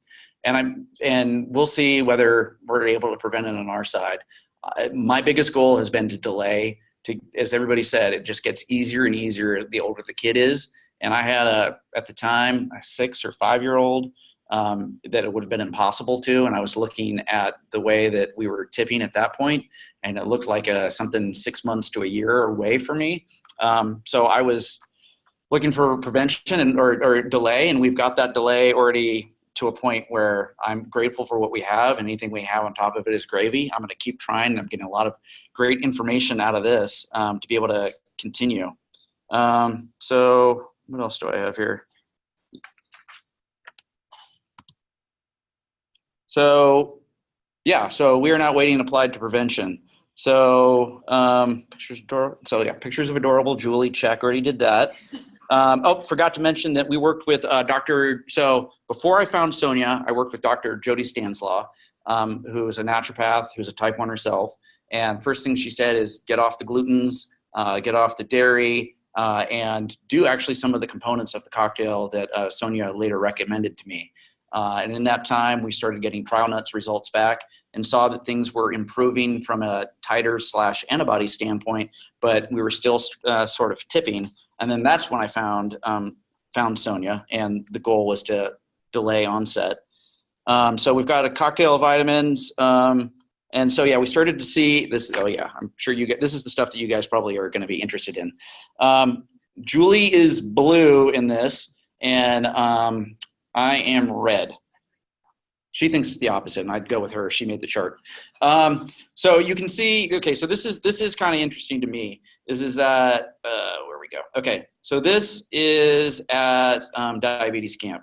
Presnells have not modified their diet in the least bit. We are having pizza, and God damn, it's good. And we are drinking Diet Coke, which we still do. And we're having pancakes, though, and we're not taking any vitamins at all, okay? So now we start working with Dr. Jody Stanislaw, and it's probably this point right here. And we're working with her here. Our next test, we see that values are dropping. And then I still want to do more. I start to work with Sonia, and we see, you know, we continue to trend down. And I've got all the antibodies that we tested positive for here. And you can see all of them decreasing with, I think I mentioned it earlier, adherence starts to slip off as you see positive effects. So adherence starts to drop off. But in all cases, trending down with this change in diet and adopting the cocktail that Sonia provided to us. So once I saw this, I was stoked because I remember how there was like a 6-month period where I was incredibly desperate, sad about the hope of my child and for myself. And I was really hopeful that this would start to show some positive impact because I wanted to share this information with other families because I know that there are going to be other families out there that were as desperate as mine. And so, I mean, this, I believe, is my initial, this is me like putting out a request to get help. So that's mine. But then I see other people that are in the exact same boat and they don't know what to do. And this is even after, you know, sometimes when the cocktail is starting to make its way out there, it's just not, you know, publicized, marketed. People don't necessarily trust it because right now we don't have any big name doctors behind it. I'm going to be pitching you guys in a second. And so people, because people, when we first launched our site, labeled us quacks. Said there's no way that you can prevent it. It's a foregone conclusion. that your kid's going to come down with it. If you've got 2 or more antibodies, there's nothing you can do. If you think that otherwise, you're a quack. So I'm glad to see a bunch of quacks in here that make their living disproving those people. This one I thought was interesting, Sonia. So somebody actually found Ben's cocktail off the Children with Diabetes website and was referring to it. My initial reaction, because Carlin and I found this, and we kind of thought it was maybe spam because your CV hadn't been attached to it. You were just some random person saying this, and you're just some rando. And I needed your CV to be able to trust it. And that's partly why we started the Prevent T1D site, is to get some medical authorities, some credibility behind it, so that when people see this, they don't think it's some crank on the internet talking about fish oil, that there's research behind it, there's names behind it. So then Sonia and I connected, and she asked me I was about to write my story up anyway, and she asked me if we would create a site that was geared toward collecting stories and information, not only from families, but also from researchers that were willing to participate and collaborate, communicate with families. And so what we did is we started the Prevent T1D website, where we get a fair amount of traffic, definitely around folks looking to prevent type 1 diabetes. And at the same time, having learned from my rogue cowboy hacker friends, I realized that the way to really engage the community was via a Facebook group, because that's where I had done all of my engagement. So we started a little Facebook group. I've only shared this group out twice, I think, on the internet. And we have over 750 members that are in the same position that I am, they are exchanging information. They are desperate.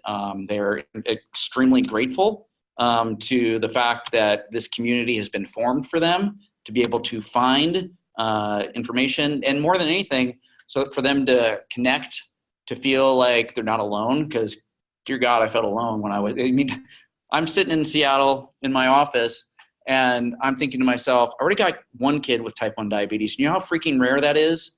And now I am the unicorn that's going to have 3 family members that's got type 1 diabetes. There is nobody for me to talk to. There's nobody for me to relate to. There's no information out there telling me how I can protect myself or my lovely little daughter.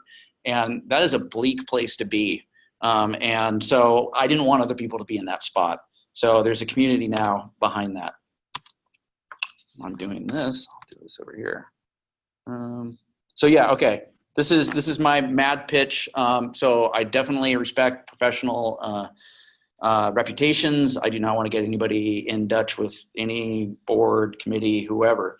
But one of the things that the site will be taken more seriously if medical authorities with credibility, with history behind them, say, and just write a little blurb that says, if it was my child, I would do X, Y, and Z. If I can get that to put on the website, it is going to open up people's eyes. It's going to make people feel more comfortable believing this information, because right now I'm a software developer out of Seattle. What the hell do I know? So if we could, guys, approach me if you're interested in it afterwards, but that would be a huge help. Yeah, and so in the Facebook group, these are the things that you'll find commonly discussed.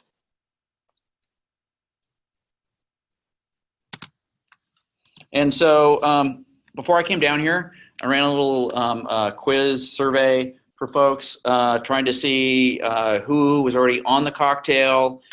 So of the 41 folks that were 40-odd%, my eyes are bad, 46% or so are on it. They've been on it either for a year to 1 to 3 years. And this is the part that I think, and I hope is exciting to you guys, is that if you guys are interested, there's a community out there. We got 39 people. I can tell you that these people are highly motivated. These are the type of people that will go gluten-free, because that's all they're talking about, that are willing to participate in whatever way they can to be able to help. So you guys want to direct me. So that's part of this is that I want to find out from the folks here what we can be doing as the patient community to help you guys. What tests can we be doing ourselves and collecting information in a way that is going to be acceptable for something that's scientifically, statistically relevant, how we can save and present that information so that you guys can use it. And if there's anything at all that from our side that we can do to help you guys. So just to show you what my family has been willing to do, Julie here, the one that does not have type 1 diabetes, we will randomly throw on a CGM and then perform our own delicious OGTT tests at our own sort of behest and timing. We take a crap load of vitamins and supplements. We have done LDN in the past, and I'm thinking I'm going to probably, given that I'm seeing that upward trend again, get back on LDN. We've done probiotics in the past. I'm willing to get back on that again. We've been dairy-free / doing A2 milk, and I don't know what folks' familiarity with the difference between A1 and A2 milk is, but we did some research and saw that A2 looks like it's non-problematic, but I would love anybody who's an expert to let me know whether I'm just talking out of my booty here. We've gone non-gluten. We're that way pretty much 80% of the time. The other times we're eating delicious, delicious pizza. We're fairly low carb. We've done food sensitivity testing. That's the handful of vitamins that each of us takes every day. So we got morning and night there for each one of us. And it's literally, I can take a lot of pills, and it still takes me 2 swallows for each one of those. And then if there's anything that you guys can recommend to us to do. So I'm looking for advice, either on label or off label. So if you guys want to come find me afterwards to help keep my family safe, I'd appreciate it.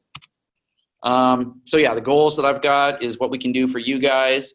More than anything, a consensus on the ingredients. So what ingredients should be explored at what dosing levels?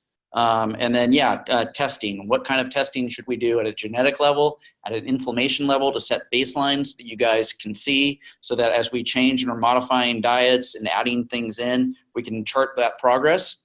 And I think that's pretty much it. This is what we, on a daily basis, this is what I'm taking. And for the princely sum of less than $5. That fluctuates, changes as we either remove things based on trying to keep the kids adhering to it. Just because as somebody mentioned, taking horse pills of DHA is a little off-putting, and you find compliance a little less. So we go, okay, what can we pull from here to make it a little easier? And that's it. So I just wanted to say thank you to all you folks for the research that you do. This has provided a ton of hope for me and my family and other families as well. And thank you for giving me an opportunity to speak.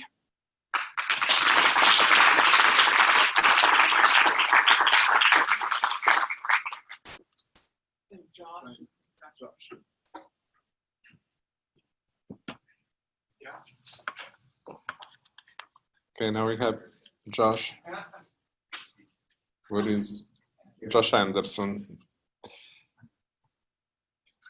I believe you are the last, but not least. With the last 200 slides. My slide presentation isn't quite as impressive as Matt's, but so last April, my oldest son was diagnosed with type 1 diabetes, and he was full-blown onset. He wasn't in DKA, but he was, I guess, in the 400s on his blood sugar level. We noticed, frequent urination, things were out of the ordinary. We took him in. So, my wife and I found ourselves sitting in Children's Hospital's ER in Dallas with, you don't see him in that picture, but our 5th child was 3 weeks old. I was 1 week out of a L5 microdiscectomy, and we were just completely floored by it. Didn't know anything about it, about the disease at all. I had some basic tools to go in and start looking into it. I started out pre-med in biology at UT Austin, got about 3 years into it, and ended up meandering over to philosophy, and then ended up in the business world. But I had enough knowledge under my belt to be able to go in and start doing the reading. but was definitely starting from just 0.0. And so in the hospital, we were told there was nothing we could do to alter the course of the disease's progression. They were amazing at dealing with the acute aspect of it, but they told us, within a few months, at the most a year, all of Killian's beta cells would be dead, and he would be 100% dependent upon exogenous insulin for the rest of his life. We were encouraged to keep his blood sugar in a range that would roughly translate to an ideal A1C of 7%, but we're assured that that was an ideal and that most people fall way short of that. We were told to use something called the constant carb management method, which essentially is the idea of feeding the insulin, just keeping on high doses of insulin and feeding them a high amount of carbohydrates to keep them from going low. Essentially, it's what you would do if you want to burn out all the beta cells as fast as possible. And I didn't know that at the time, but it's what I quickly found out. So again, not to express a cynical view, they were amazing in so many ways at that hospital, but my wife and I quickly began to see that the advice we were being given was very problematic and a lot of contradictions. I kept asking people, if I do exactly what you tell me, then at 80 years old, what does his life look like compared to someone else's that doesn't have diabetes? And they would say, the exact same, just totally normal in terms of his health. And we, as we started to research, saw that wasn't the case at all statistically. So we got out of the hospital, again, with some pretty compromised capacity to get up to speed on all this with the baby and everything else. But, we started the frantic search for a better way. So we left, I got online, started scouring the internet for articles. My wife did also. As we began to find hopeful topics and themes begin to emerge, then we would begin to go to places like PubMed and begin to really research and read through all the journals and publications to see if there was actual research that supported these articles and validated it. And as we would find things that looked truly viable, we would follow those rabbit trails and see where they went. And so in our research, there was a dominant theme that began to emerge, that we saw that the vital point for us became, we have to figure out how to preserve a critical mass of beta cells here, because if we can do that, then we can achieve more stable blood sugar control. This will prevent the long-term complications of diabetes that are at this point just considered to be the natural progression of the disease. And in addition to that, it would also give us the ability to be able to preserve Killian in a perpetual state of being a viable candidate for future treatments and cures as they emerge.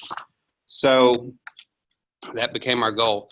So we discovered the best way to achieve this goal was to deal with the inflammation of the pancreas and beta cells, and to try to find an immunomodulatory agent that could turn off or at least slow down the autoimmune process that was occurring in our son's body without suppressing his overall immune system. We quickly realized that our window of opportunity for achieving this was very narrow, and that we would have to act quickly if we were to have any hope of success. This meant getting educated from 0.0 as well as getting connected overnight. So as we moved into application on this and started to actually act on our research, the first promising lead we found was Dr. Ricordi, and we were greatly intrigued by his work with high-dose vitamin D, omega-3, DHA, and saw that he was setting up a new study for this protocol. We decided to see if we could make contact. We quickly got in touch with him, and he was kind enough to set up a Skype call to go over his Poseidon study with us. And speaking with Dr. Ricordi, we learned that this approach, one, dealt with the destructive inflammation of the beta cells via the high-dose omega-3 DHA. It demonstrated the ability to modulate the aberrant immune response taking place through the vitamin D.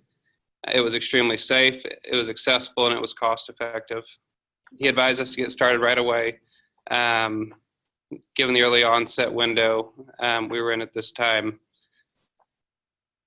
The second approach that we found was with AAT, or alpha-1 antitrypsin. The researcher whose articles we found on this, well, actually, we discovered Dr. Lewis's work, gentleman out of Israel, with AAT through an article written by a medical blogger out of the UK. And we're both skeptical and hopeful about some of the very bold claims being made, including anecdotal cases of type 1 diabetics becoming completely asymptomatic with treatment, with some cases being as many as 8 years old and counting. As we began to consume the medical literature on the topic, we became convinced that it was a treatment worth pursuing. Even if Killian was not cured by AAT, the evidence from the studies made a compelling case for AAT's ability to at least secure our vital goal, namely enabling us to preserve substantial beta cell mass and function in order to avoid the long-term complications of type 1 diabetes and preserve Killian in a state that would allow him to take advantage of future treatments and cures as they came available. With regards to AAT, so here, let me bring that up. So with AAT, the upsides of it are, it's been around for 30 plus years being used for AAT deficiency, for emphysema, for different things. So there's a long track record on it in terms of safety. That doesn't necessarily mean that they had tested it out with regards to people who already had their own native AAT functioning in sufficient quantity. But they have enough studies they've done now with, and also typically that's with adults, they have enough pediatric studies under their belt now that they're able to demonstrate a remarkable safety track record.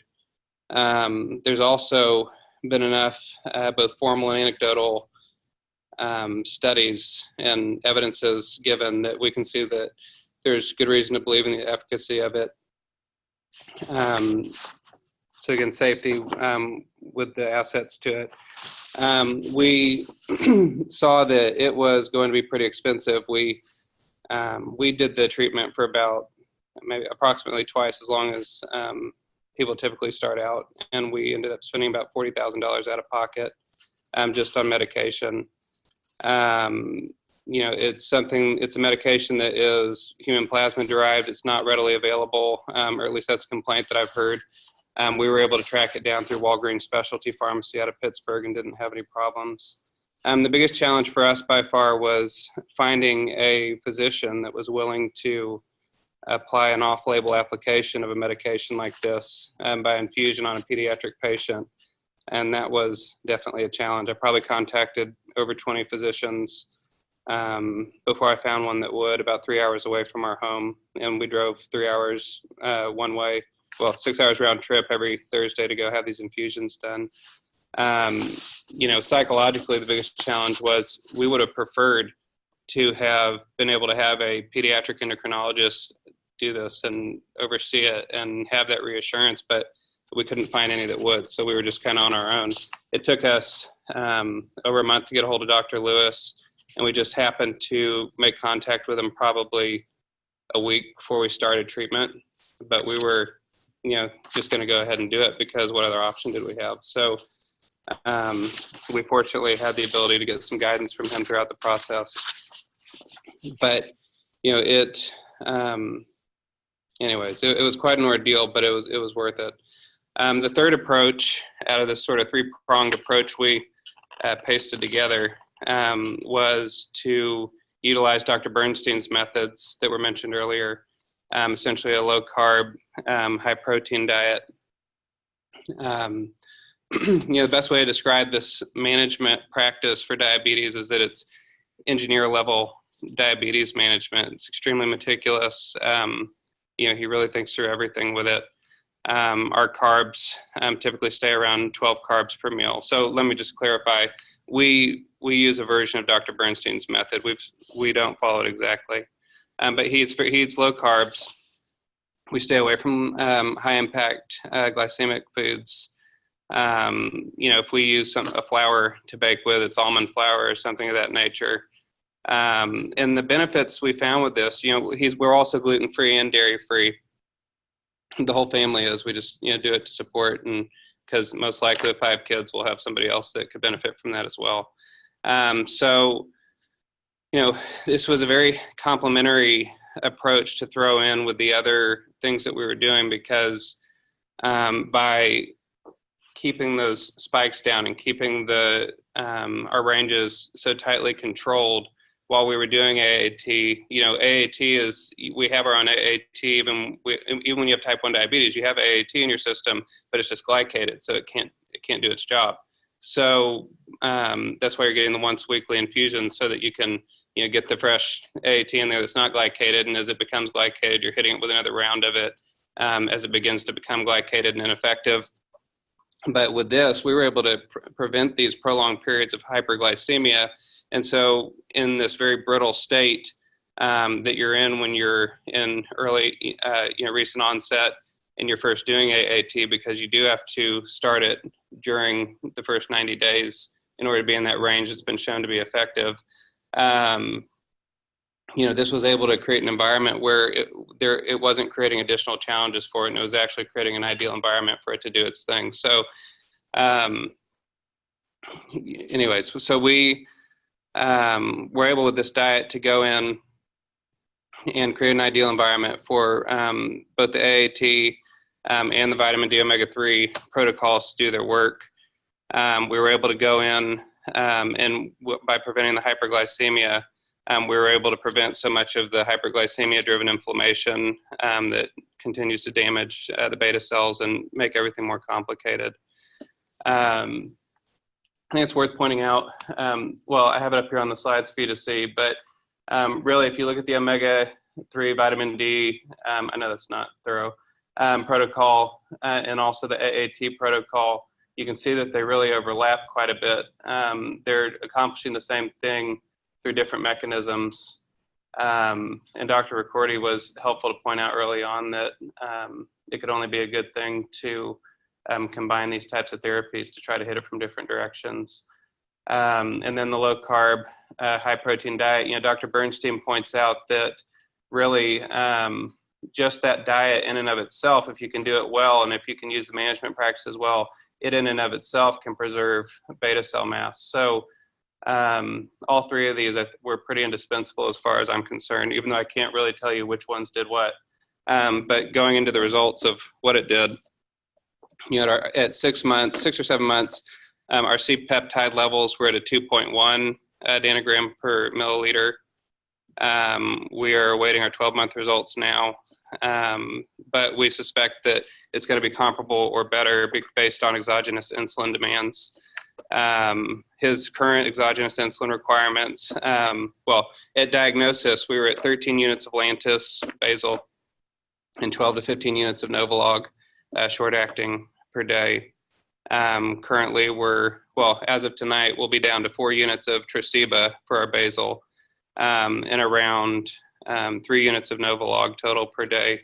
That's rough. We range from a half unit to 1.5 units per meal, depending on the glycemic impact of the foods. Seems like every month we're having to continue to decrease his insulin doses.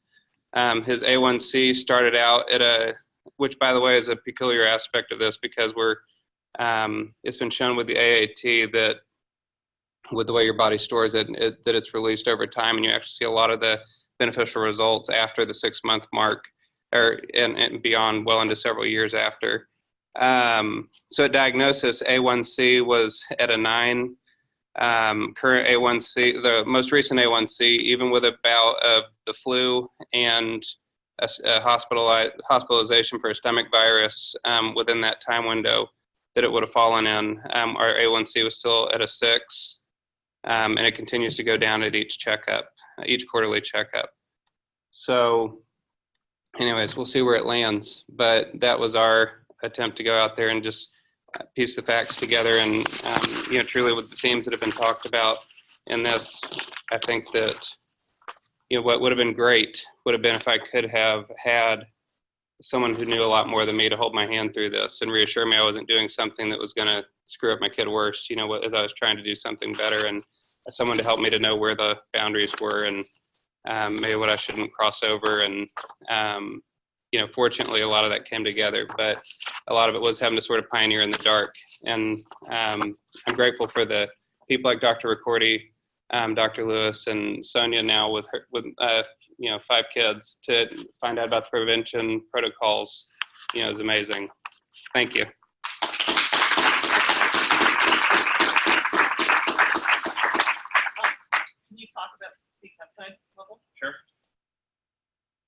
it's just, I think there'll be a couple people in the room really interested to see what's happening. Or just tell them. Well, so the C-peptide, yeah, so C-peptide are at the 6 or 7 month mark, I can't remember which, it was at a 2.1 nanograms per milliliter. So we are, and that's the idea behind AAT is that, well, the AAT and the omega-3 vitamin D DHA protocol is that it's going to go in and it's going to shut down the inflammation. It's going to, the AAT specifically is supposed to have the attributes of being able to go in and protect the body's tissues, once the inflammation is gone and they've been healed. Well, healed's probably not an accurate word, but so the idea here is that our C-peptide would stay here or continue to increase.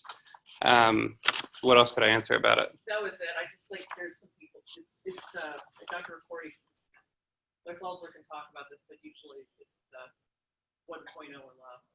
Yes. So the 2.1 is significant. Yeah, so, and we see it. Unfortunately, they didn't check it at the hospital. So the only comparison we'll have is once we get the new 12-month in. But it's, like I said, based on his exogenous insulin needs, they've continued to go down. And we can, as time goes by, we see that we can give him a 6 or even a 12 carb snack of apple and some protein. And a lot of the time he doesn't even need insulin to go with it. So we're actually continuing month by month to see improvements in his observable symptoms and in his exogenous insulin needs that tell us, a lot about what's going on. And so, we'll have something on paper here pretty soon.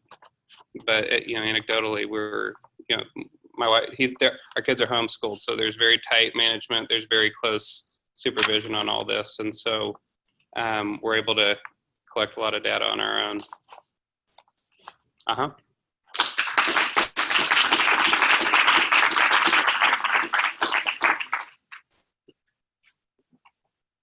Sonia, do you want to? I think,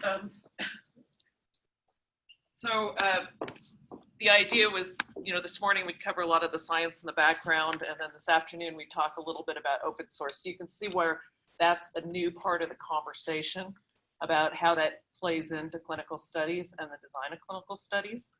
So I think that's this, thanks to Dr. Accordi hosting the symposium, I think that that's something new that the scientific community should always consider as they're creating new studies.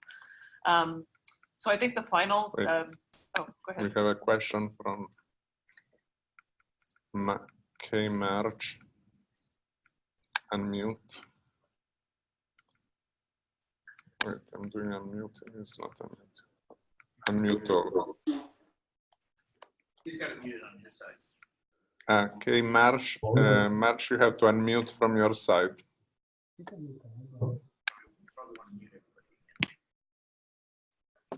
Wait. Mute everyone, and then unmute. All participants.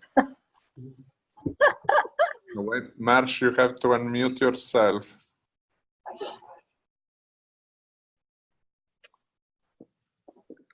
Okay, March, who raised the hand, you have to unmute your mic to be able to talk.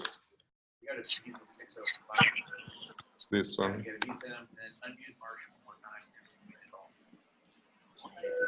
There you go.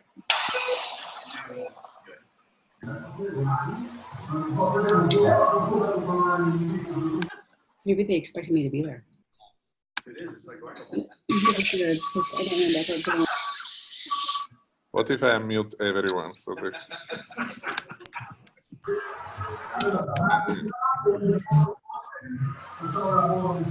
Is there any question from the online?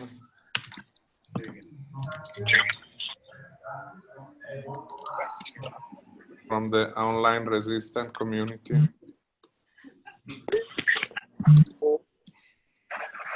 When you ask a question, you can you can state from which planet you are talking and battleship. Well, then I think maybe raise the hand by mistake.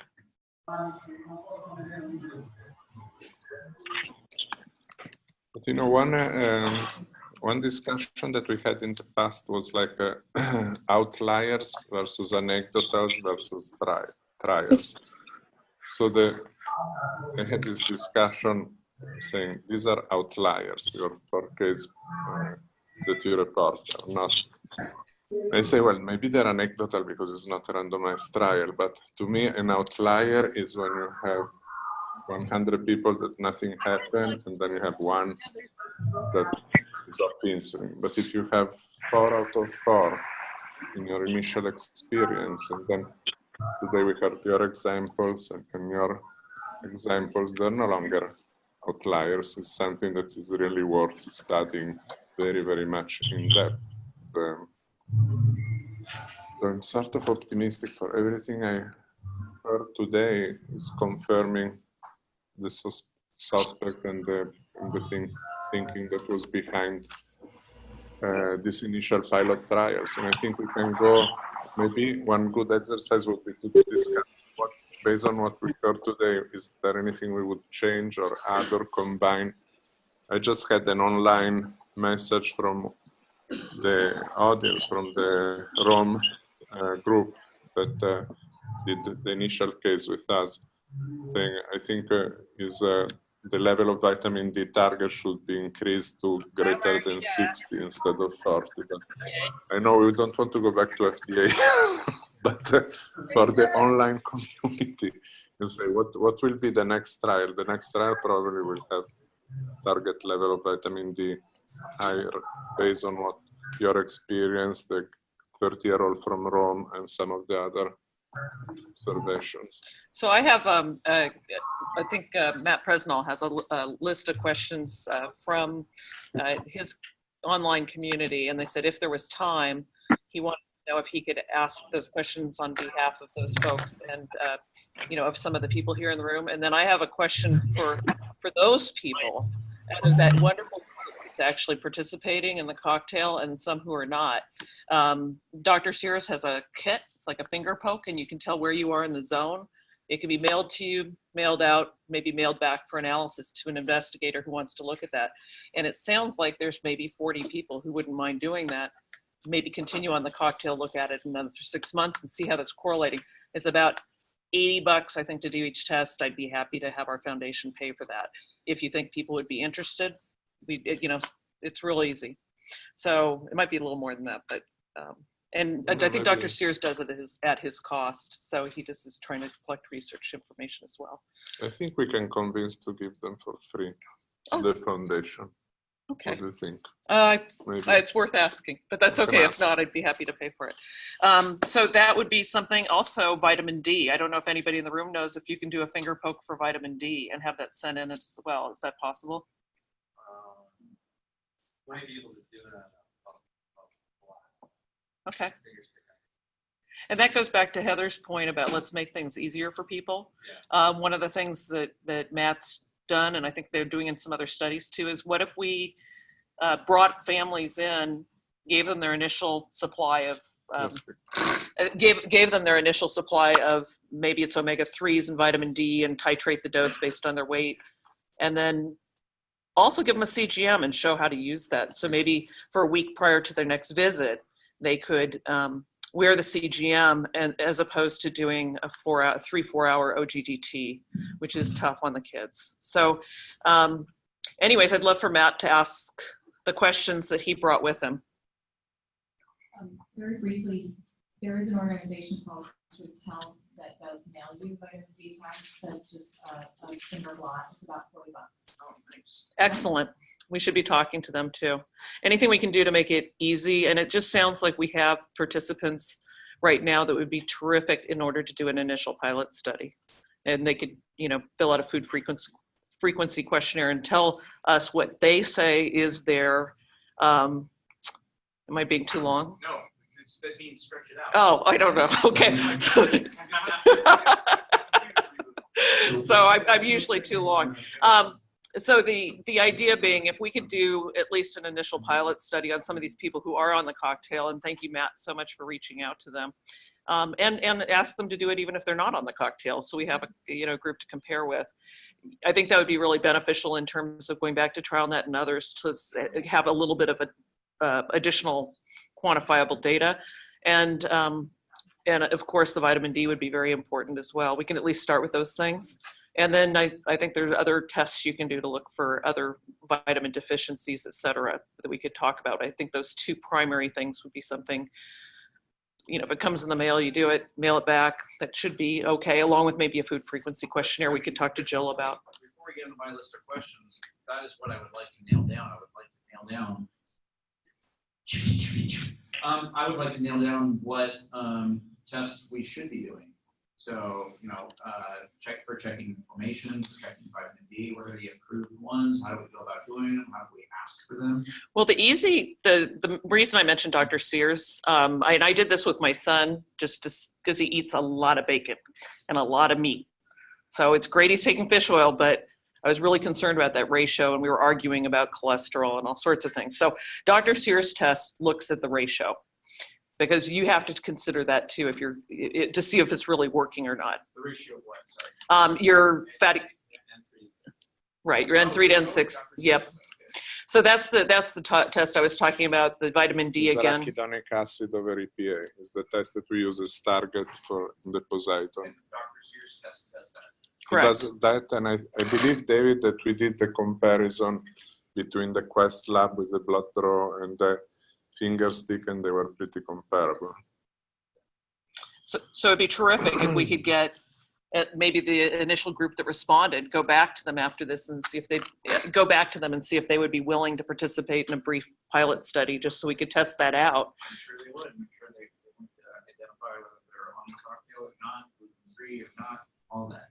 And somebody else over lunch brought up the idea of maybe when somebody goes on the cocktail, whether it's vitamin D or omega-3s, maybe you start out at a much higher level. So I think that came up, and I'd be curious to find out if that happens, because it takes a while, 2-3 weeks to have it.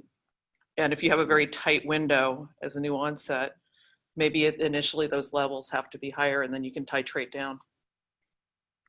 And first, I never give recommendation over the internet or Skype, but maybe we should consider that that when you have, I always have people say, shall we wait to take the omega-3 vitamin D when we have the result of the test back?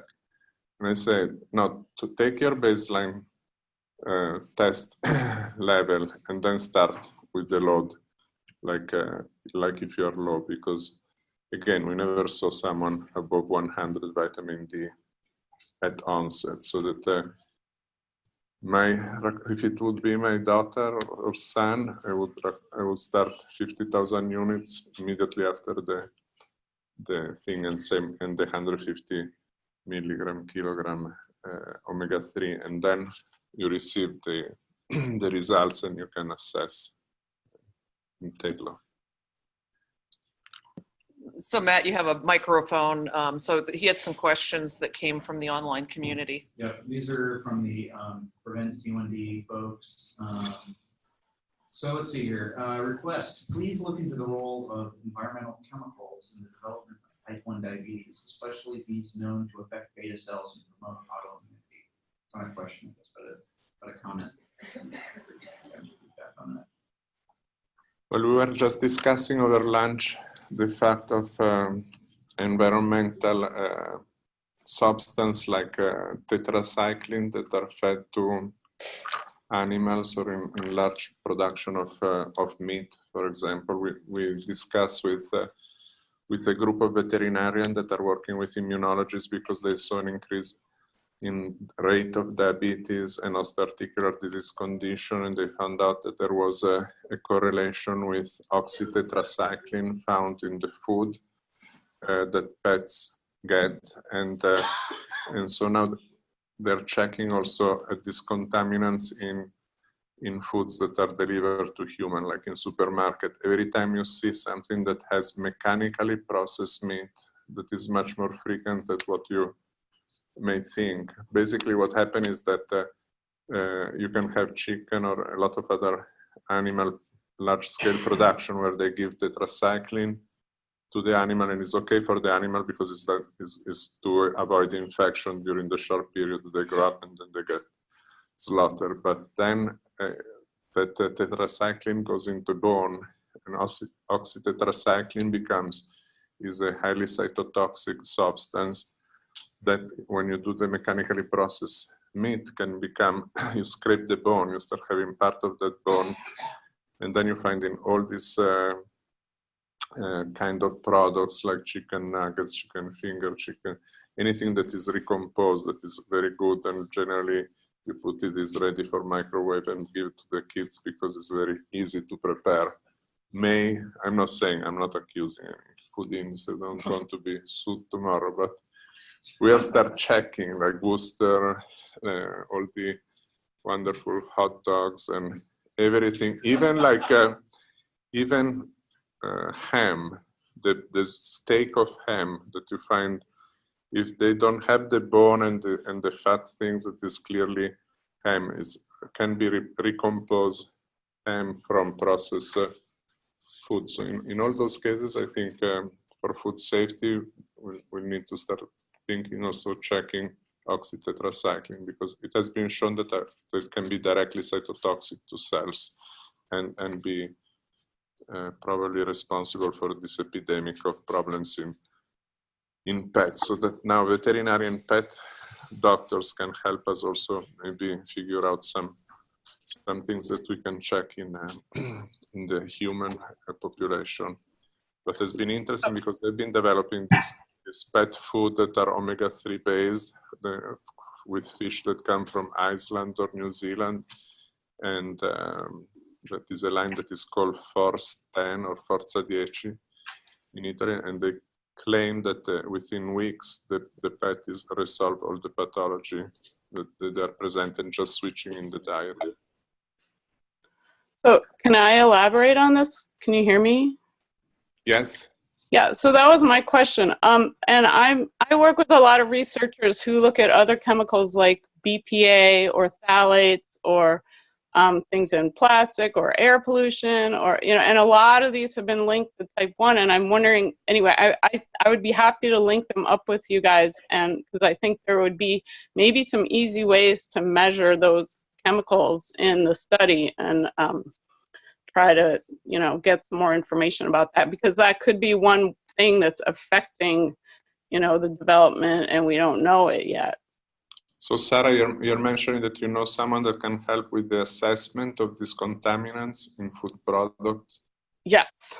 Yeah, I know a number of people who work in environmental chemical field and who are very interested in type 1 diabetes, and they would love to be involved. Because that is something that we were wondering, how can we do it just as a voluntary activity, just go in some supermarket and take the organic line versus the mechanically processed meat of the sheep and start seeing, do we identify anything that is a red flag? Right. There's cheaper ways to do it. You could do surveys. You could ask people if they, how much organic food they eat, that kind of thing. Or you could look at their address and see how much air pollution exposure there is. You could measure in urine or blood if there's more money. So depending on how you want to do it, there would be easier or, harder ways to do it. So, Henry Rodriguez here. So I think one potential avenue that we have to pursue that very question is through the TEDdy study. So in that study, TEDdy is the environmental determinant of diabetes in young, and it's incredible the amount of specimens and the number of specimens that they're collecting on those individuals. And it's not only blood, it's fingernail, it's hairs. So I think they're amassing a very valuable repository of all these, and so envision systematically evaluating those potential agents that may be contributing to advancement in the autoimmune process in individuals that are followed very closely in terms of the biometrics we have for looking at the immune process and all All right, well, I can hit you with a very generic and then a fairly specific question. So generically, people seem to want to know when a cure for type 1 is coming out. So if you guys are having secret meetings and got a date, if you could drop, that'd be awesome. And then, but I mean, yeah. The best guess, I guess, based on what you know, general 5 years, I think is the answer that everybody gives. And then somebody else asking, let's see here, risk to children with a LADA mom. I don't know what that is, LADA mom.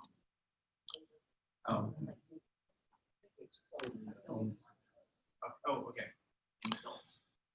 So about the date, the timing to the cure. So the timing to the cure, do you want to know the answer? Yeah, you got the answer, man. Is, I think everybody here is pretty curious. So it is definitely, I was told was 3 years in 1984 when I was sent to Washington University in St. Louis with Paul Lacey because they said otherwise we lose the chance of curing diabetes in Europe. And I went with this idea of the automated method, how to get islets out of the human pancreas. And my boss in Milan said, come back when you have the cure. So I said, all right, it's a couple of years and we'll see you in 87.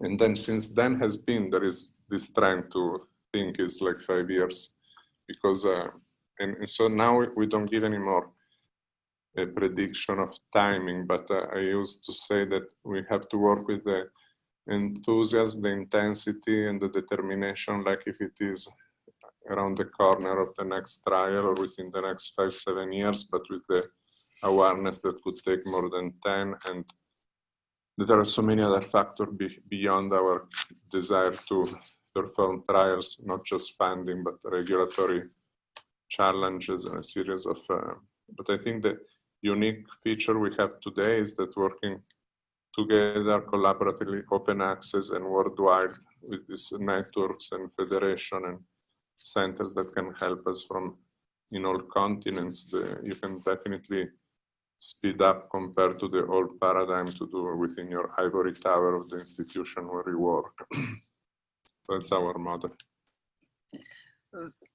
One thing that I think I wanted to mention in terms of inflammation, we had a really great paper that came out years ago on how you could predict who is going to become type 2 based upon their level of inflammation.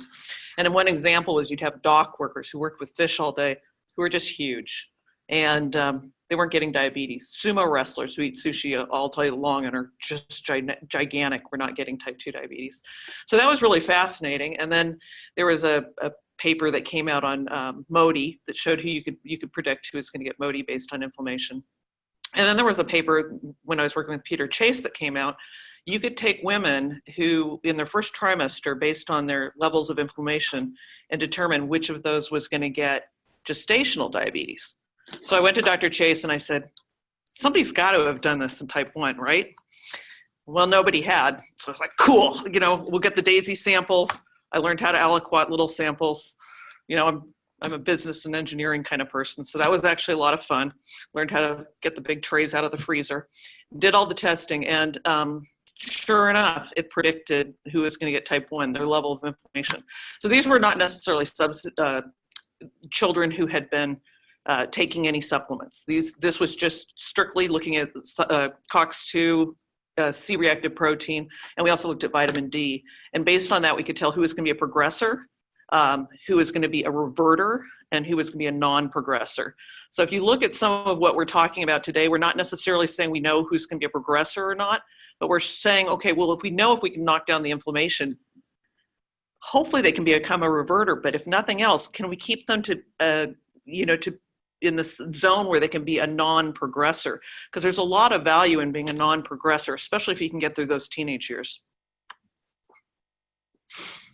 Yeah, and you published that. Yeah. That is incredibly interesting because it's exactly what we were mentioning at the beginning of the day. When you have this high level of AA over EPA ratio, means your arachidonic acid is high, and you have that effect creating a baseline that is pro-progression or pro-autoimmunity because you no longer have Tregs or or immunomodulatory capability in your blood. So maybe that is one thing to think, to try to keep for health span. Just you should keep your inflammation down, because it's not only for diabetes autoimmunity, it's like you consume more progenitor cells and you consume your telomere and everything. Inflammation relates also to insulin resistance. That is the best surrogate marker of shortening your lifespan. And now you even have the metformin studies. And so I think we should all start taking omega-3 and vitamin D, no matter how healthy you are.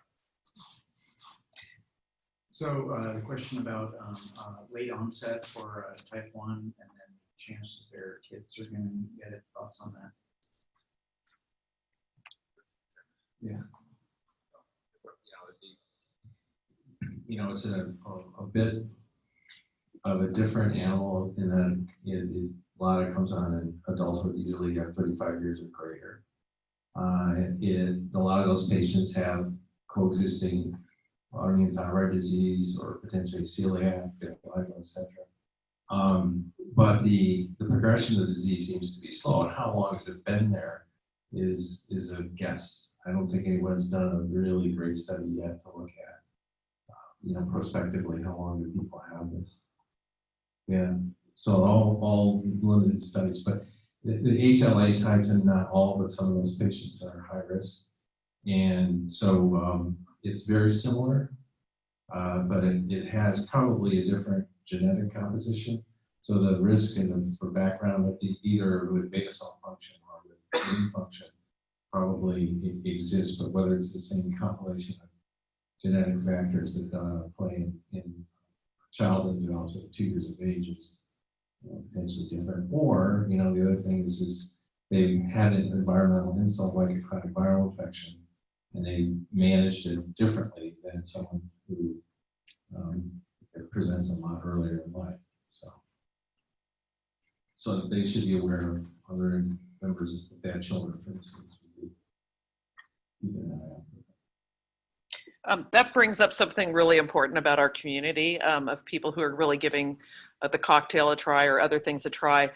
We absolutely love it when people are participating in TrialNet. We encourage participation in TrialNet and any other local studies, and think it's so important for the families to really feel appreciated for doing that. So our goal is to give people hope so that they will feel encouraged to continue going back and continue to getting that, continue getting that information. Yeah, there's a couple of points I'd like to make. One is, in TrialNet, and this may be politically correct to say this, but part of the what used to be the natural history now, the pathway to prevention, is to keep that cohort of individuals with a defined risk in the study so they can be followed.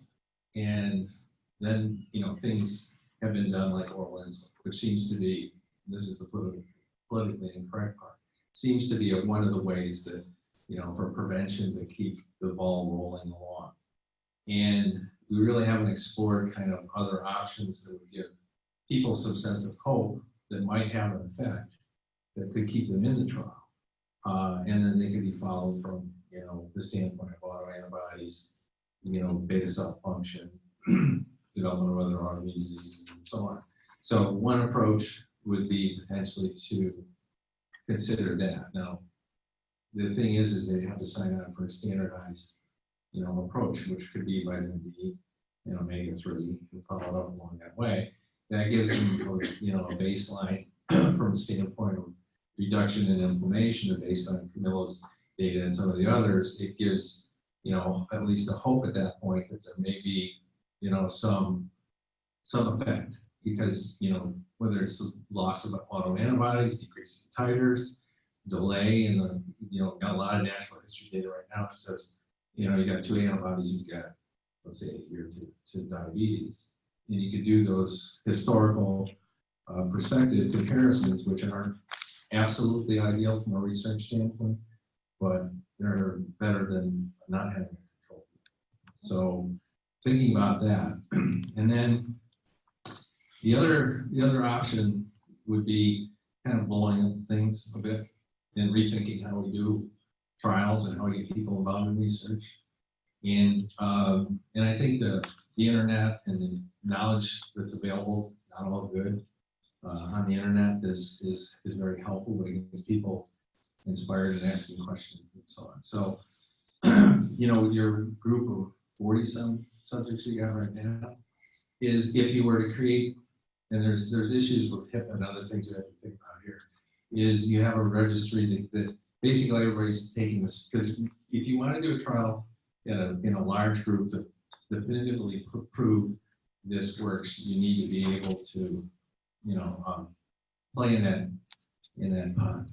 So what you could do is, if you get your 46 or whatever subjects, to say, this is what we're going to do. Everybody sign on for doing exactly this, and that you have a registry, which, you know, people sign up for whatever permissions your legal counsel says you're really going to need for doing this, and it's not going to be published.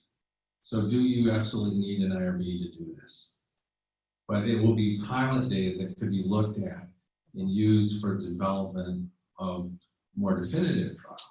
And because, you know, over the years, you've had lots of contacts with lots of people going on, and you get these anecdotal reports, but you never got to put them into, you know, a compendium of, you know, historical events that occurred that you were involved in, and there was a loss of antibodies, or patients went on to develop diabetes, things like that. So that would be a potential way to use this group you have right now in building a, you know, web-based database, and you could even have within the group, you know, utilize the people and resources there to make sure that, you know, that they can become trial coordinators of you know, some degree, and be able to help organize and move it forward.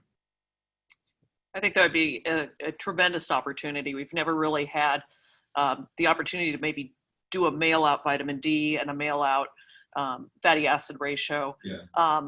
That would be really easy for people to do. I'd love to see it published, but you're right. We'd have to go through an IRB, and we'd have to have a DSMB, and it would be, yeah, I mean, it would delay it, you know. If everything is okay from a draft, you know, generally regarded as a safe standpoint, and, you know, the FDA doesn't get their, you know, bent out of shape for any of this, and it's just a different way to do things. We get really bogged down when we get into, you know, multi-center NIH trials, trying to go through committees. Henry and I slaved through these in the past, where you're going back and forth, and, you know, it takes 6 weeks to make a decision or more if you're lucky. Just getting a meeting in 6 weeks is pretty good. So I think there's the way we do things. I understand the rationale for doing it, but it doesn't move very fast. And so the 3 years easily can become 20 years based on the problems of the organization and the slowness, you know, and it's the way that you have to do things in human studies, just because we're not all alike. I have a question for those involved in TrialNet. Is there a population, or are there populations of families right now who are autoantibody positive that you think would benefit from this approach? Is 1 autoantibody, 5 autoantibodies? Is there a population right now that's maybe not eligible for other protocols, but they would benefit from this? So that would be. So I think the short answer is yes. And the points that Mike has raised, I think are very valid. And, you know, at first blush, obviously, you know, if you have a relatively benign treatment, then everybody wants on board. The challenge with that is that, as Mike mentioned, I mean, you want to make sure that everyone's adhering to the same regimen. And 2, you need to have a systematic way to evaluate your outcomes. And so whether it be markers of inflammation, or, you know, development of autoantibodies, or you know, looking at functional testing, glucose tolerance testing, or CGM monitoring, and so forth.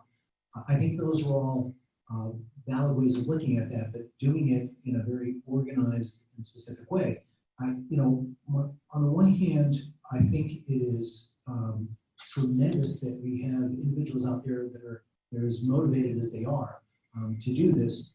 On the other hand, looking at it, maybe I'm getting a little more cynical in my old age, but this issue of at the end of the day, what we really want to do, and just mentioned this with regard to JDRF, we want to make sure that the regulatory agencies, that the FDA, that the payers are going to have buy-in at the end of the day when we have a result. And so the challenge in doing it in a less than, quite honestly, very stringent way is that at the end of the day, you think, well, this is great, but then no one's going to get buy-in.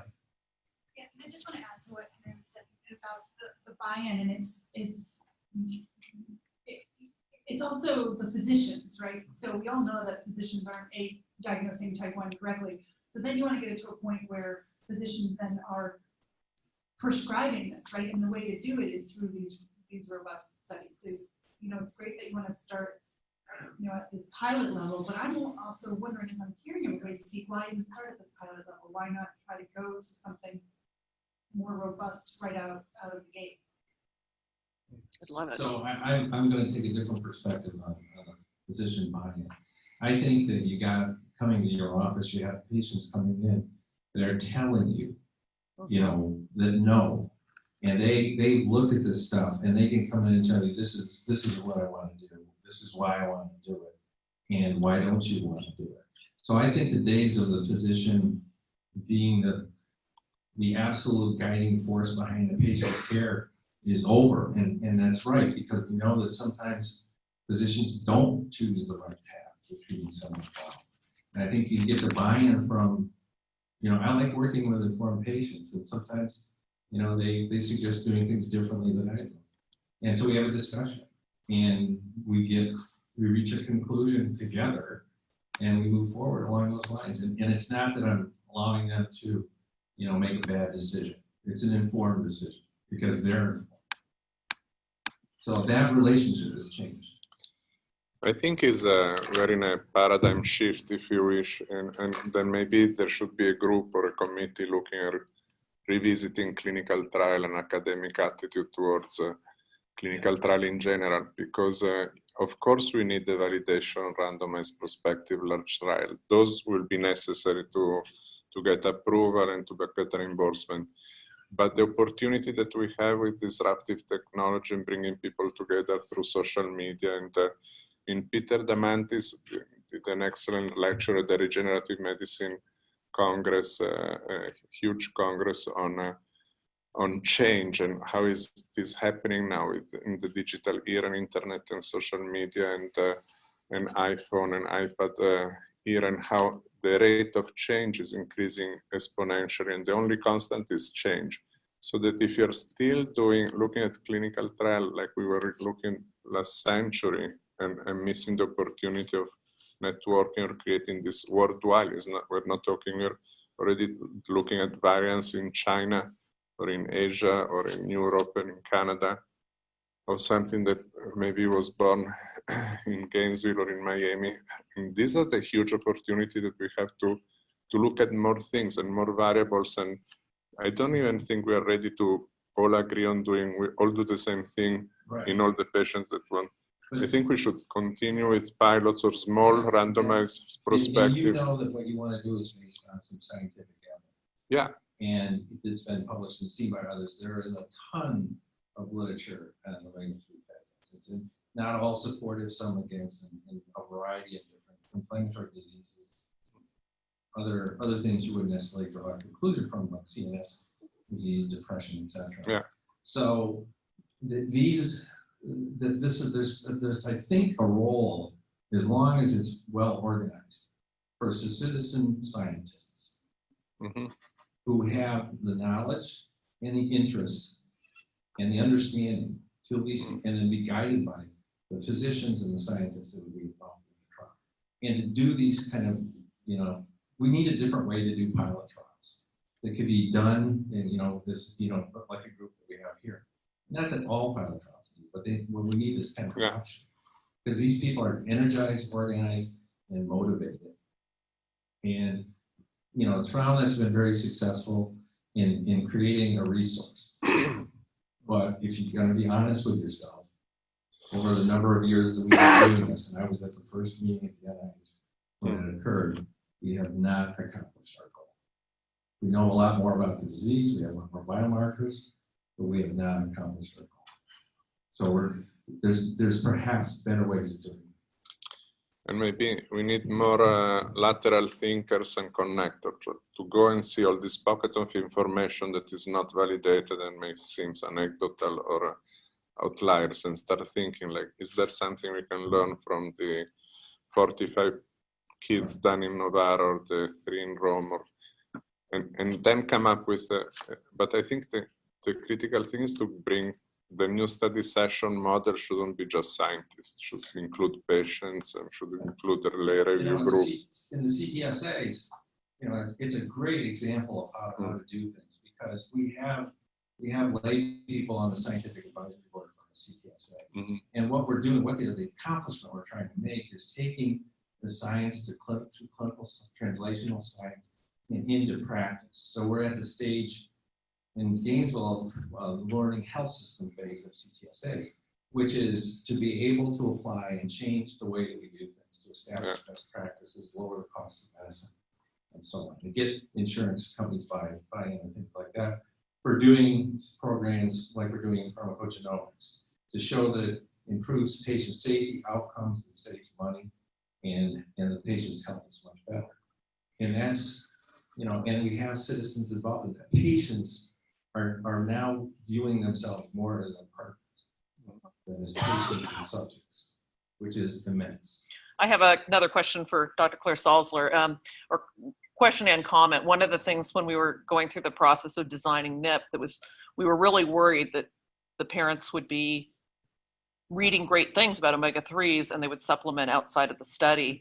And we said, worst comes to worst, we can still compare that highest quartile to the lowest quartile. We still have an outcome, even if people are supplementing, as long as they're participating and being encouraged to be honest. I mean, you can say, here's the protocol, you must comply, but if they don't, you still can say who has that highest quartile of vitamin D versus the lowest quartile, and what's the outcome, or highest quartile in terms of their ratios of omega-3 fatty acids versus the lowest, and you can still have an outcome.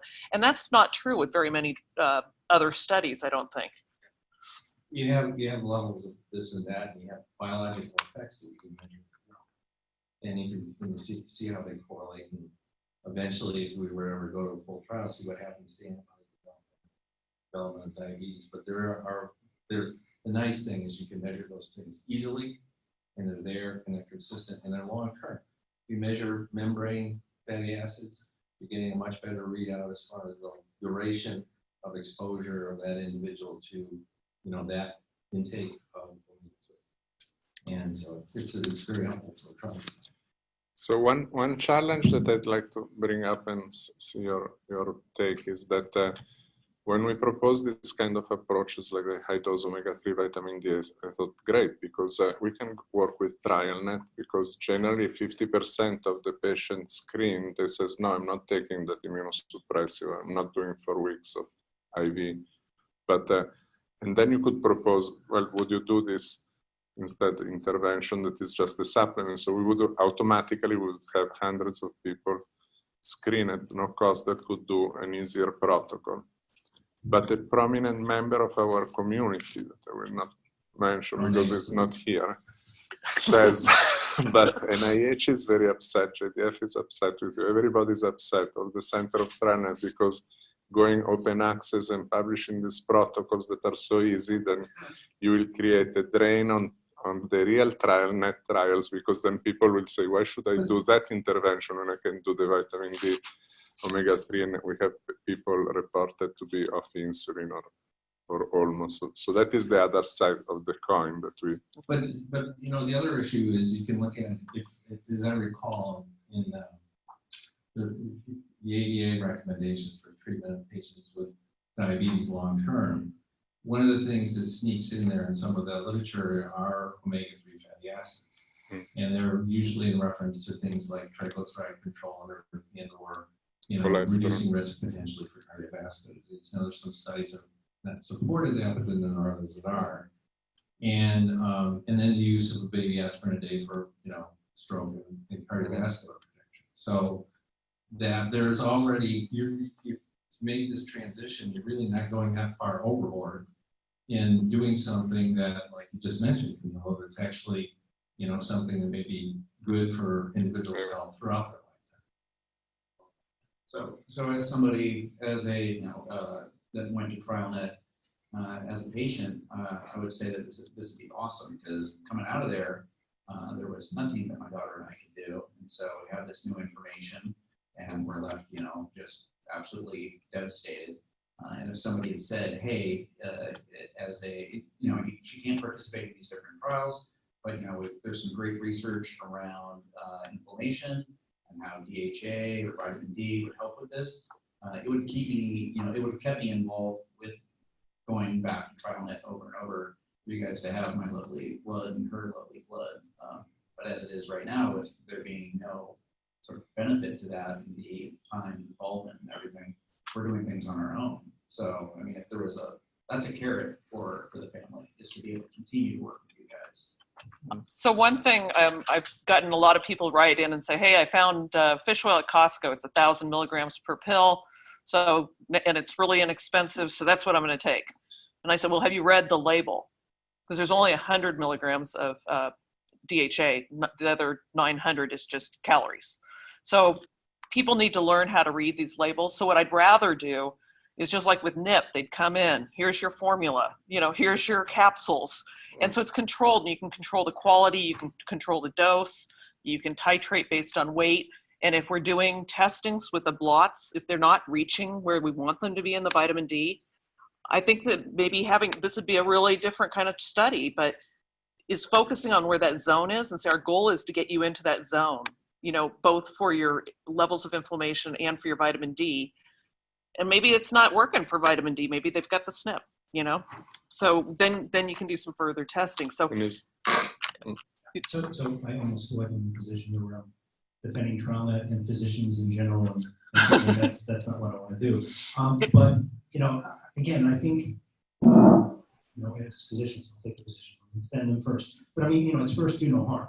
And so the issue is, again, I come back to this, the point of, at the end of the day, we want to make the determination as to whether something works or not. And so, as Sonia said, TrialNet does have a mechanism by which you can do pilot trials. That was NIP. So I think, as a community coming together and saying, listen, this is what we're proposing. These are the things we want to measure in terms of, adherence or is someone actually getting the supplementation that we intend for them to do. And then looking at outcomes. I mean, again, TrialNet has been very fortunate in having lots of years of support from NIH and from JDRF and ADA. We've got, and again, I'm biased in this regard, we've got a tremendous platform through which we can do these kinds of studies. So, again, before personally I recommend that somebody go out and do X, Y, or Z, let's do that, but let's do it in a way that we have, substantial, reliable, robust evidence that in a pilot that we can then say, hey, let's do a full-fledged study and let's put the less in the only coffee. That's not very good. But yeah, we want to be able to come up with a definitive answer. how do you feel if we were to have this, we'll call it a foundation, a very solid foundation where you're getting the inflammation levels, your vitamin D levels, maybe even a multivitamin, but at least those two things in check and in the right zone. How do you feel TrialNet would TrialNet be receptive if that was the foundation, and then let's say there was a DQ8 blocker that came out or an antiviral? Do you think they'd be receptive to saying, okay, you're now eligible for this additional arm, or this nimble approach, because that's what they've done? Part of the concept that there's been at TrialNet, which is a multivalent cocktail type approach. It's just that you start this one now, and I said I don't see a problem with doing this. I mean, it has to go through committees and all that important stuff. Yeah, I wrote yesterday. I wrote to Carla at TrialNet, said these are the slides I'm presenting. If you could attend, would be interesting to discuss with TrialNet if there would be some interest. And Jessica, you mentioned in the landmark study that they're creating a base omega-3 vitamin D, and then you check gluten-free or not. And I think this should be the base. I would refuse to do any trial in which you don't modulate inflammation. Then you can test your other aspect. That's the reason why the DP trial that you mentioned, when I convinced Jay and Alberto and others, we said, let's put heads together to define a combination strategy based on what we learn in islet transplantation, what you learn in TrialNet, what you, Alberto, is proposing with the low-dose IL-2. But let's combine everything, and there must be an anti-inflammatory modulation of inflammation arm in that combination strategy. You know, we can make an argument, you know, that there's there's the extend trial, right, which is anti-IL-6 treatment. This does the same thing, except you also start to, it's more, as we said, polyvalent. It gets reduces IL-1 beta production as well as TNF, which also makes, and so that's, you know, so what are we doing? And this is a hell of a lot less expensive. And so, you know, again, you know, trying is looking at more of these multi-arm things. You know, I would dare say, and when I talk about this approach, you know, again, adverse events are a major concern. And so if you have an intervention where your risk of adverse events is far lower, I mean, you know, that multivalent approach, you know, is one reason why, you know, potentially ATG works. But ATG is, you know, side effects are potentially logarithmically far more likely. And so, again, to me, this, you know, it's a no-brainer. So the one thing we haven't talked about today is they're independent of prevention of autoimmunity. DHA has been used in extremely high doses. So when we had to go in front of the IRB, we were looking at some of the studies where, like for pregnant women who had mental health issues, they could take as much as 10 grams a day. There are studies, I was talking at lunch, the guy in the mine who survived out of the 20 coal miners, he got IV DHA and was so healthy he was on Good Morning America a week later. So it's this huge part of your brain. Was it it's being only used. DHA or was the combination? I think you're right. I think it was DHA and EPA. Yeah, because it was Barry Sears that did. Yeah, he was. He consulted on that case. So Dr. Sears, who's providing the supplement for Poseidon, was the one who's helped save that man's life. So I think what we've got here is we've got a bunch of really enthusiastic parents and families, and so you've got a group that's kind of already doing this. So I would try to think about ways you could organize this and get information out and try to standardize it in any way you possibly can. And use that as the citizen scientist preliminary data, and you're going to hear, you know, that you know, all kinds of problems with it. Nonetheless, Camilo wants to do this trial. He wants to expand this. This is a great thing to do it. You start it, to get it going, to do all the things, a lot of things we've talked about today, with the idea that it's, you know, trial that's, you know, informed. And then if they want to include it, fine. If they don't, fine.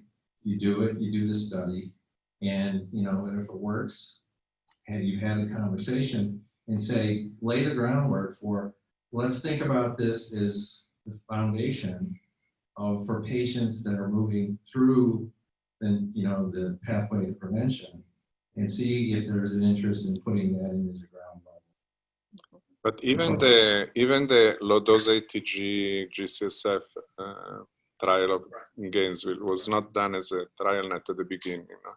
Became a trial net after you published the first. So again, I would just offer that you know, I mean, we've got lots of enthusiasm in the room. We've got lots of experience and expertise. Put together the protocol. Well, I want to just reiterate with Dr. Dunn, JDRF has been a really good partner, because this whole concept of starting a cocktail came from the Medical Science Review Committee friends and people who were willing to come out on a limb and say, I can't tell you this as a scientist or a doctor. I'm telling you as a father, this is something I would try for my kid. And so we've been really lucky to have these very kind, caring physician scientists like Dr. Rick Cordy and Dr. Claire Salzler, who are willing to say, if it were my child, this is what I would do.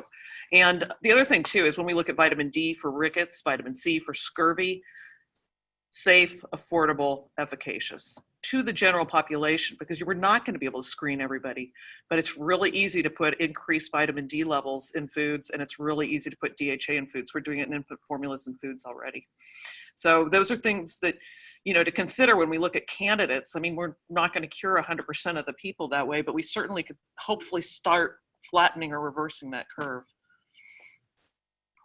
Well, one benefit you have with that group is that, you know, there would be a concern that the data would be inconsistent because it's not being done very scientifically or in a very controlled way. But really, the kind of people that are motivated to do that, you know, I advised one gentleman that lived in India that moved to New York for 4 months,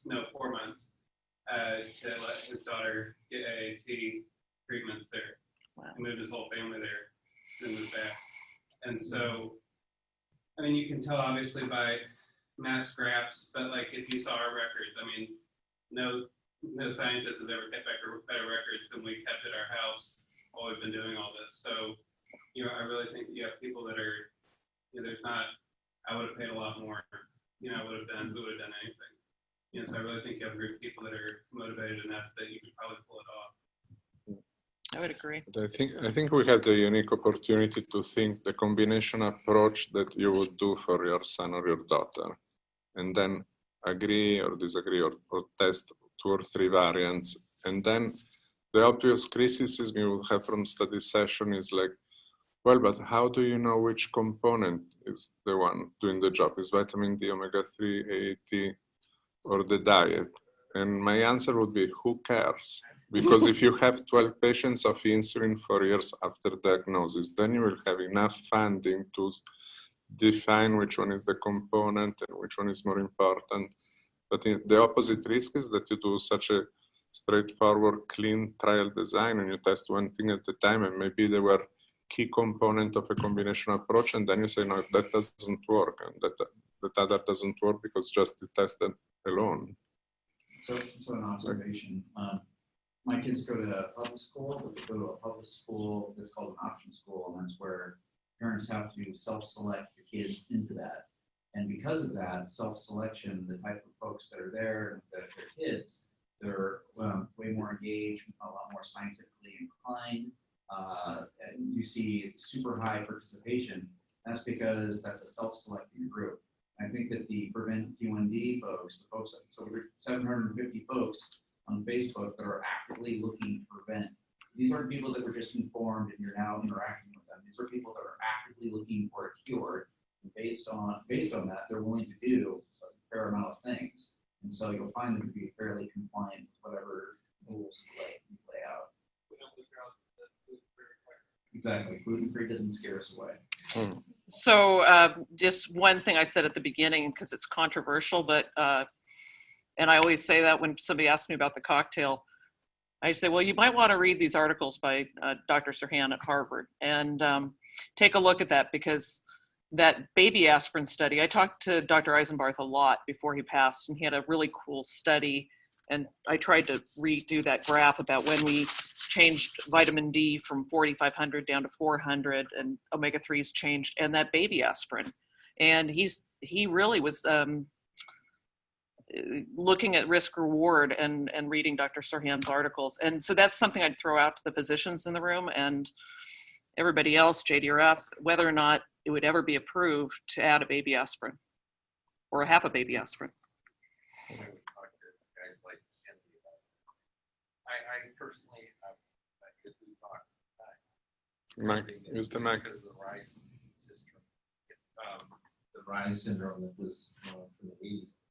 I'd be very, very cautious for that. Unless it hasn't occurred to any great degree to my knowledge. So, but you don't want, if you do that and something happens, then you potentially Entire study. Your entire study. And the FDA, will jump in at that point. So there is one other challenge that we have as a community when you do this testing like vitamin D or omega-3 vitamin D that costs $1 a month and is generic, is that there is not a lot of interest funding these studies from industry, right? So, No.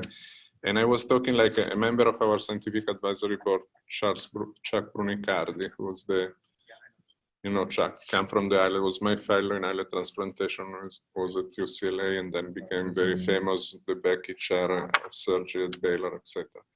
And they're doing, he's in cancer, in pancreatic cancer, and they're doing a high throughput screening of all the 6,000 or 7,000 drugs that are now generic, that off patent, but say you have a universe of molecules that for which you already have the safety testing and everything that are already approved for human use, and you could find other indication. And it's the same thing the Barry's here was telling me about allosteric between drug and metabolites, and you may find, you know, that the that IL-2, low dose IL-2 have an effect on Tregs, and maybe the vitamin D or the omega-3 have a similar effect on Tregs. So if we could start screening these libraries of 6,000. We have a fellow in my department, David Ostroff, who worked with a group in Denver. And basically, David's a structural biologist, immunologist. He discovered he found the structure of CTLA-4 a long time ago with Stan Nathanson. And so he identified Eldamet as an MHC class 2 binder. And so that was just through simple in silico docking experiments, which you run the computer and you spit out a few compounds and you test them for biological outcomes and activity. So those things, with known drugs, with known side effects, known safety records, it's another way to do business. And that turned out pretty well for, Dr. Michael. So what he's referring to is Dr. Michaels in Denver collaborating with Gainesville has figured out a way to block DQ8. That's only about 50% of the diabetic population.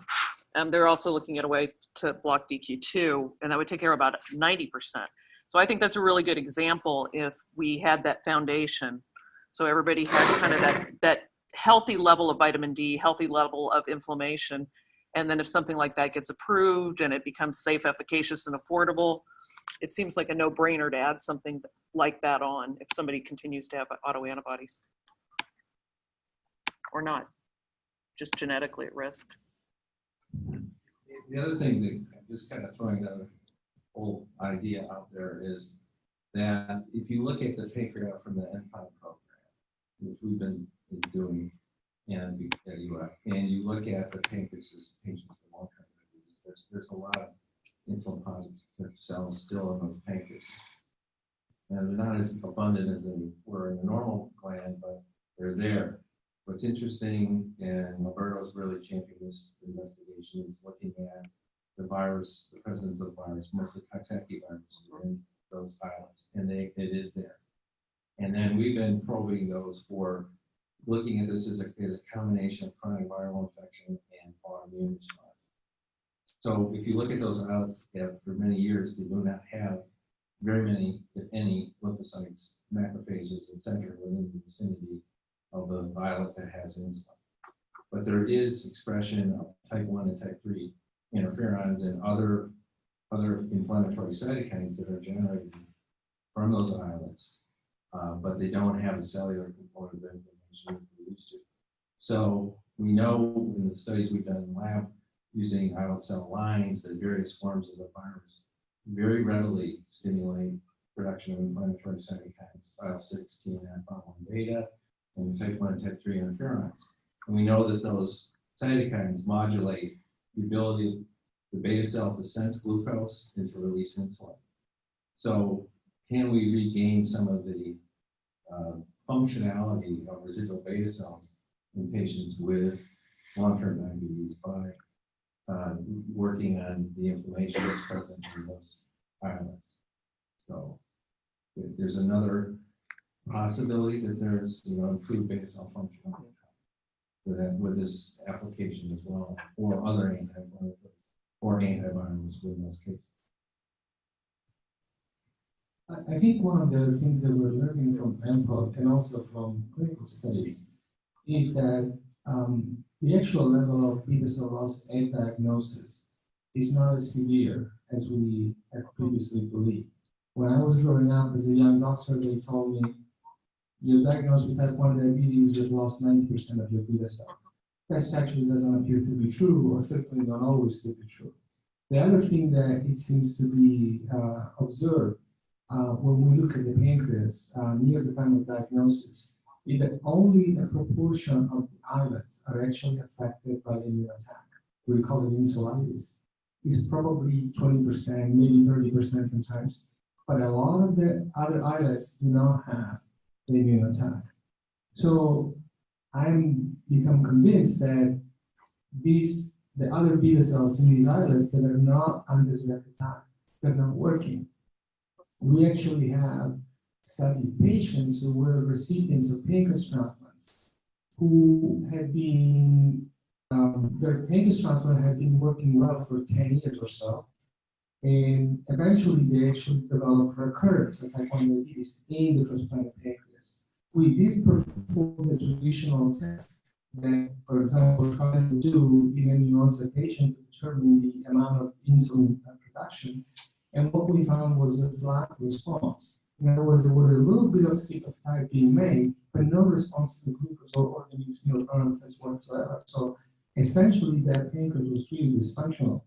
And when we look at the biopsy, we would have expected that there were very few beta cells left. And instead, it was like 70% of the iris footage was looking normal, at least under the microscope. So yes, I think that the dysfunction is something that we really need to address. I think the circling controlling inflammation could be extremely valuable. I think you're at the junction where you need to make the next step.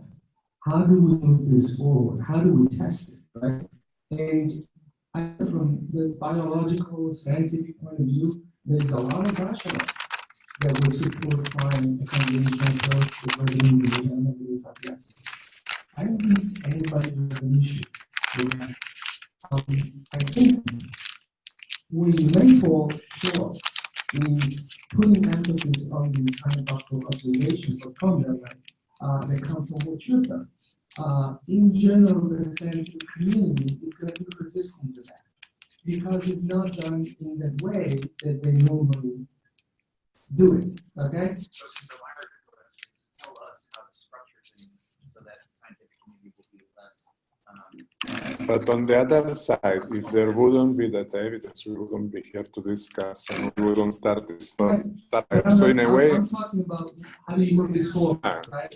And so my suggestion would be, so for example, if you want to do a clinical trial, do it the traditional way, because that's the only way that the scientific community is going to get behind it. Now, you can try to get support and do a trial, for example, right? And they do have a mechanism to do a trial, and that is somebody proposing it, okay? So you can have investigators from the inside of the trial or the outside propose a trial. My recommendation would be focus the proposal more on the scientific, biological rationale, the mechanism of action of this combination.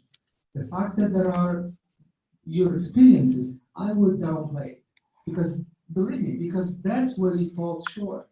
Because you are excited about what you see, but most guys don't, because they see all the pieces of data that you don't have that are missing, and then you can't make the determination in the absence of all this.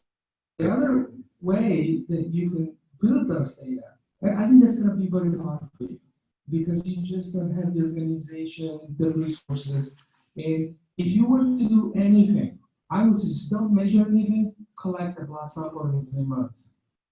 At the end of the year, send it to a couple of labs that can do all the determinations the same way, bind it independently, and you have a much more robust set of observations. But I would say you have enough that you can say, we want to do a trial, we want to do a proper trial. And go and say, how do we do it, right? And should it be a prevention trial? Should it be a new onset trial? It can be debated. I think your lower resistance you will encounter if you propose a new onset trial. because they have more patients, and it's a practicality. When you think, if you go to China and you ask, we want to do a trial in those that have multiple antibodies, right? It costs millions of dollars to identify those people. So they might, unless they're really convinced that this intervention is what they want to do, they got to be resistant. On the nuance that, What if you bring 50 people to them that are antibody positive that they identify? Where did they get? where did you get that information though? They gave it to me. It came from TrialNet, they gave it to me, they self-reported. Right, and then you're gonna get in trouble. Because what you're doing now, you're compromising the integrity of the trial study. That's the way that they're going to see it. But that I'm should not make trying to sure. put obstacles, I'm actually trying to help you, No, I understand, yeah. cross that bridge. How they compromise the integrity of TrialNet, I don't understand. So, I mean, I 100% agree with Alberto, and this is what I was trying to say before, but more elegantly. And the concern I have is if you, but just to add to what Alberto said, and the last point he made, is that my concern is if you do this on your own and without trying to go through the proper scientific channels, and something goes amiss, is all of a sudden if you're trying to do a prevention trial and you've taken, we can talk about that over from TrialNet, they're not going to talk to you, right? So I 100% agree with Alberto, but go in, and this is the, Henry brought up first, where's your bias site? What is the point you're trying to get to next? And if you put something said and you want to get everybody level set, let's drop down the information, then what's the next step we have to get there? And 100 step is to try to design a proper scientific trial where you get the buy-in of the broader So but it's exactly but this is it's a catch-22 because taking the enthusiasm of this group and taking the experience, and I understand that there's this reticence about anecdotal things, and I understand that really well. But these are folks that are sitting out there that want to do something, and let them do it. So, but the point we're trying to make is that this anecdotal one-off. Let's make it 20 off. Let's make it 40 off. And it's still anecdotal data, but it's 40 off, which is different. And I understand that, but this is what TrialNet has done inadvertently in this whole process, is put people like these families in difficult situations at times. There's 6 or 7 other studies where people are screening patients for island disease. So TrialNet is not necessarily the only answer out there. There are people who do something.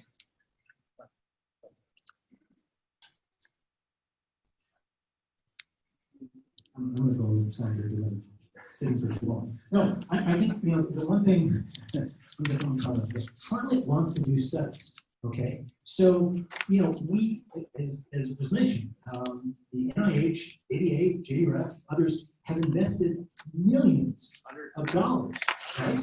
Hundreds, or either way.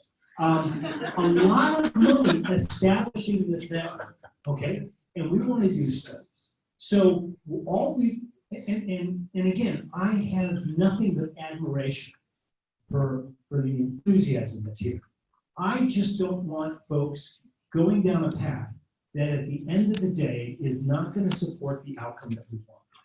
So my recommendation, it's a personal recommendation, I'm not speaking for TrialNet, but as Jessica said, and Mike, not out of line with what you said, is that we decide what we think is going to work. We back it up with the scientific evidence that exists, and that we propose it to a study. And if you don't want to do it in TrialNet, that's fine. Do it someplace else. But before we can go out to the general population, we need to, because at the end of the day, if we put everybody on, we're not going to have an answer. So TrialNet has gone to a lot of effort and expense to identify people that are at risk. Okay, I can tell you, I sat in part of the steering committee. Michael, you've been there. We want an intervention that's low risk. We want something that's acceptable to the families, to parents of children with type 1 diabetes. So if we have a low risk, and Des has been a big advocate of this, you know, multi-arm studies, and I'm sorry Jeff Krisher couldn't be here, but he's been a big proponent of this. And if one of those arms can be, we're gonna treat everybody with omega-3 and vitamin D, and it's low risk, and that's our baseline, and then we add on top of that, that'd be great. But again, I just want to speak again to taking that effort, channeling it in a way that's going to be productive. But this is what we're doing exactly with Poseidon, because I talked with Carla when we had the first results of this year ago or more, and she said that it's too early for TrialNet. Come when you have a pilot or something. So it's a catch-22. Like if you don't have a pilot trial, you're not considered because it's not enough good science behind, right?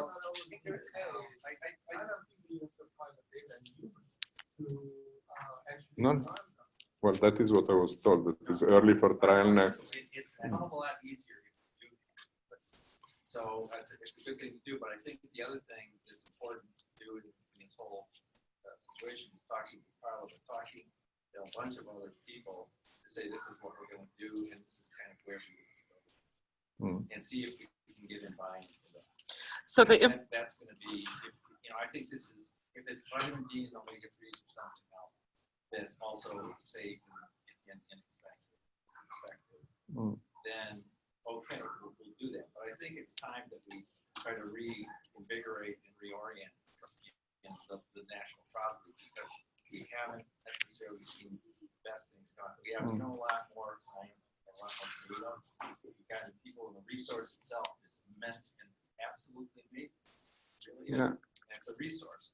But I think that there's an opportunity to try to augment that resource by different approaches, and to be, I think that Maybe there should be more diversity in the TrialNet study session, and also forward thinking. the labor. So what is the lay review committee in TrialNet?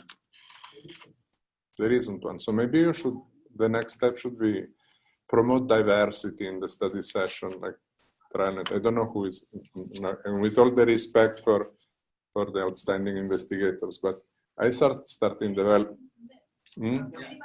Yeah, but it's the same people that review and make the decision. So you don't have a representation in the. You are in the steering committee. Yes. There's a couple of voting members here.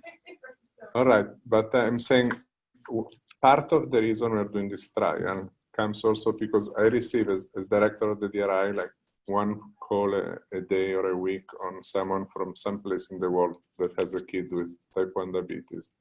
And then I regularly call the TrialNet office, say, what trial do you have available for this kind?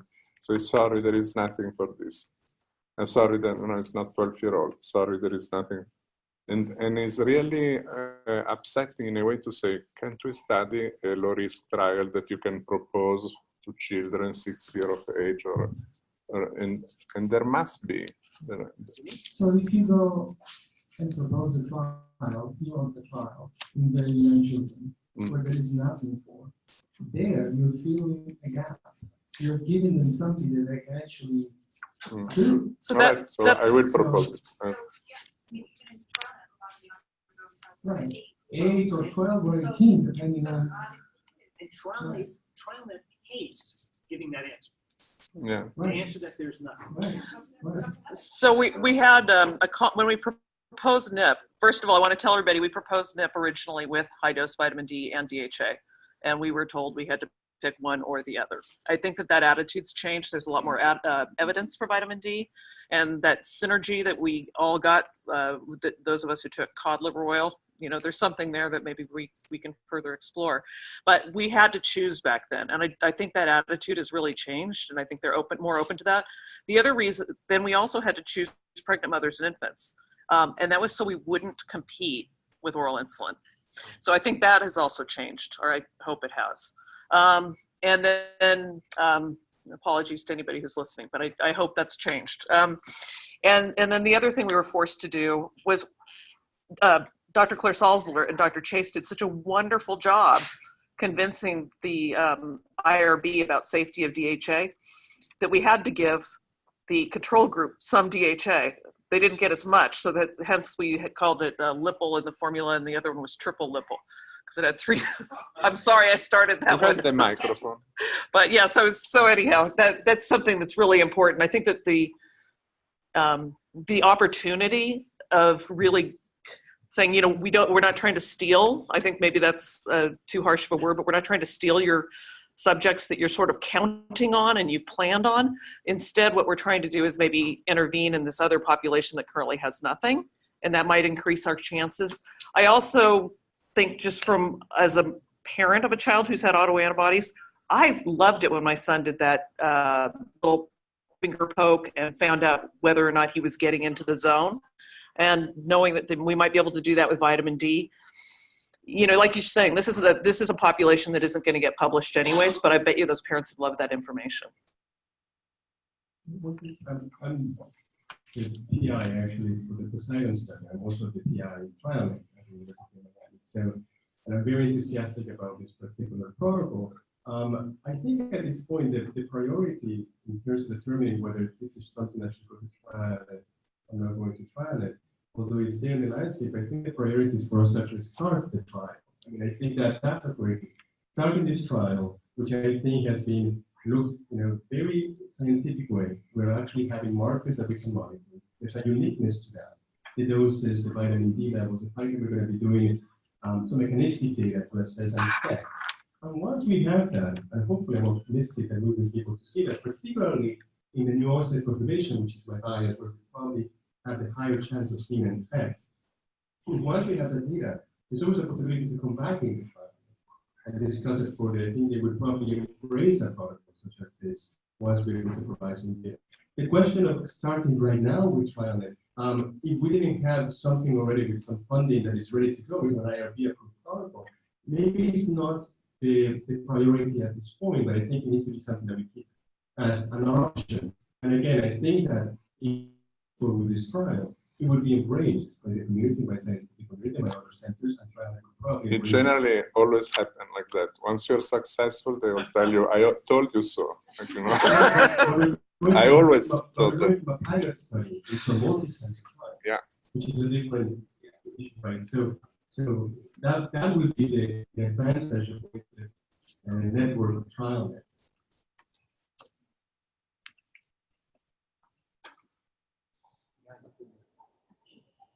I just want to say, as a parent of a child with type 1 and another one who was tested in DPT1 way back when, I think in 2018, it's unconscionable to not offer this as prevention.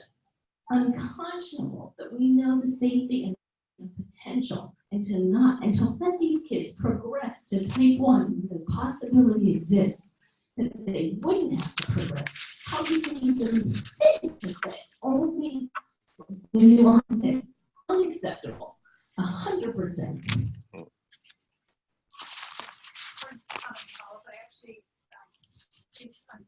I think, and maybe this is actually germane to your comment, I don't think what you're hearing in the room is anything negative against. No, what you said was to do it as new onset, not as prevention. I didn't say it that. Has to be, there's something that we should introduce this as for new onset. So I think we have to do prevention. So I actually, as I'm listening to everybody, and I don't actually think what you're hearing from the scientists around the room is that we're very far off from where we are. And you know, what I'm hearing is actually, and David just maybe touched on this best, is that we're really talking about a multifaceted, starting today, a multifaceted approach where the community keeps doing what they're doing, right? You keep promoting this in your circles as an opportunity, and build the anecdotal evidence, and how you choose to do that is you know, I think on the community, you do the Poseidon trial, you know, start that today, and then you start thinking about the trial on that trial. You do all those three things starting today, and then you go where you want to be. How long until we start the trial? Poseidon should be ready to start next month, couple weeks. We're almost done. But that's Nuance and established. one thing that's really terrific about this is, well, we're not starting from scratch on a protocol. The NIP protocol combined with the Poseidon protocol, somebody who has the wherewithal and a lot of extra time could take those two together along with some updated references in all of his spare time. And as somebody who's a great collaborator and well-respected within the community, I think could get in front of the committee very quickly. So I think that because we're not starting from scratch and because all the groundwork has been done, and in the meantime, starting today, we continue doing what we're doing. I'm kind of really curious about if we could actually figure out how many of these people are in the zone now and how many will get to the zone, and doing that every 3 months as we're waiting. I mean, I think there's a lot of parents who'd be willing to do that, and there's funding for it. If we're not publishing, it's just more information for the parents. And they can sign up online, and we can. One thing that could be interesting is that the question will come back about those. What do you use? Absolutely. And I think that given the recent literature,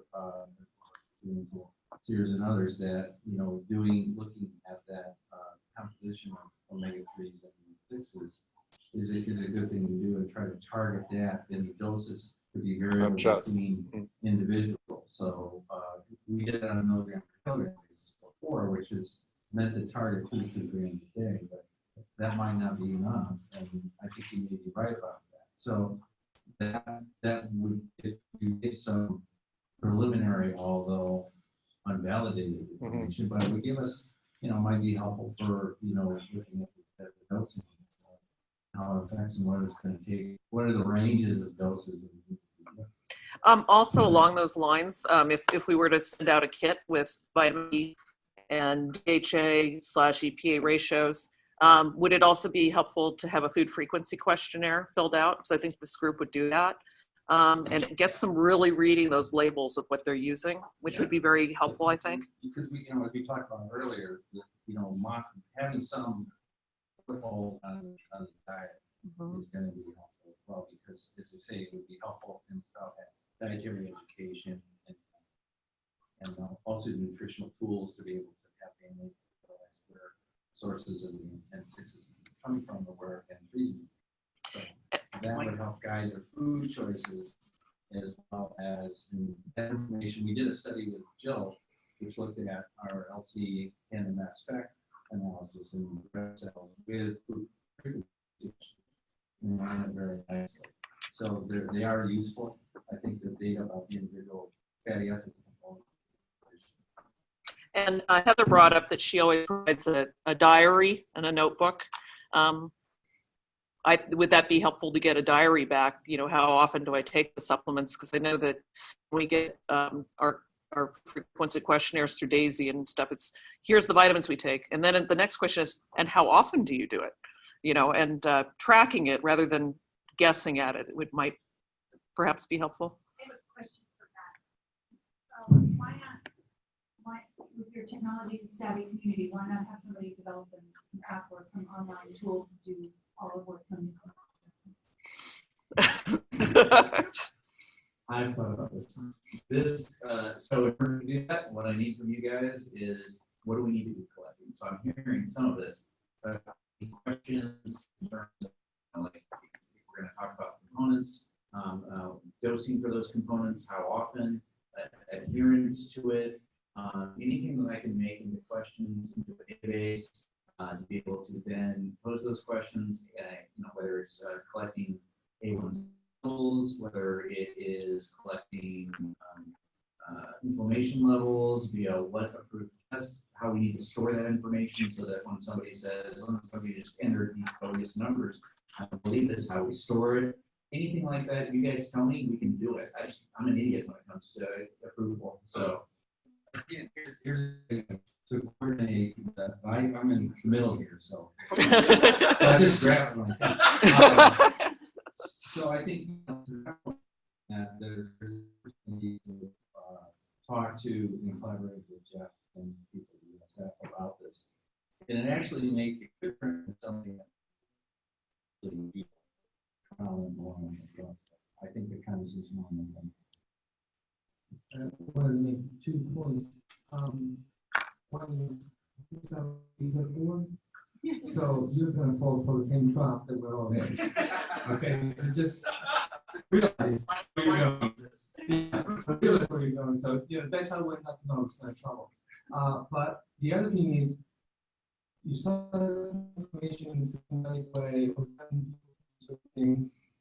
I'm not sure what the rules are out there in the internet or in the wild world, but there could be issues of human subject approval, the research, or whether it's HIPAA compliance or all kinds. These are laws.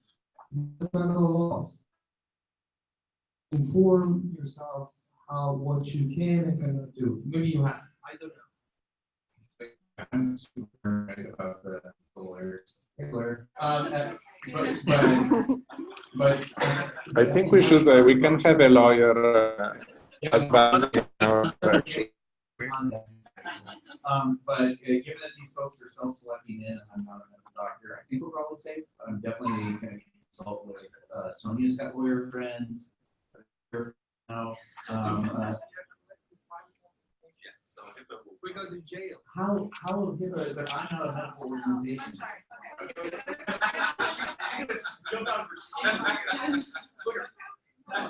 parent of a 10-year-old type 1.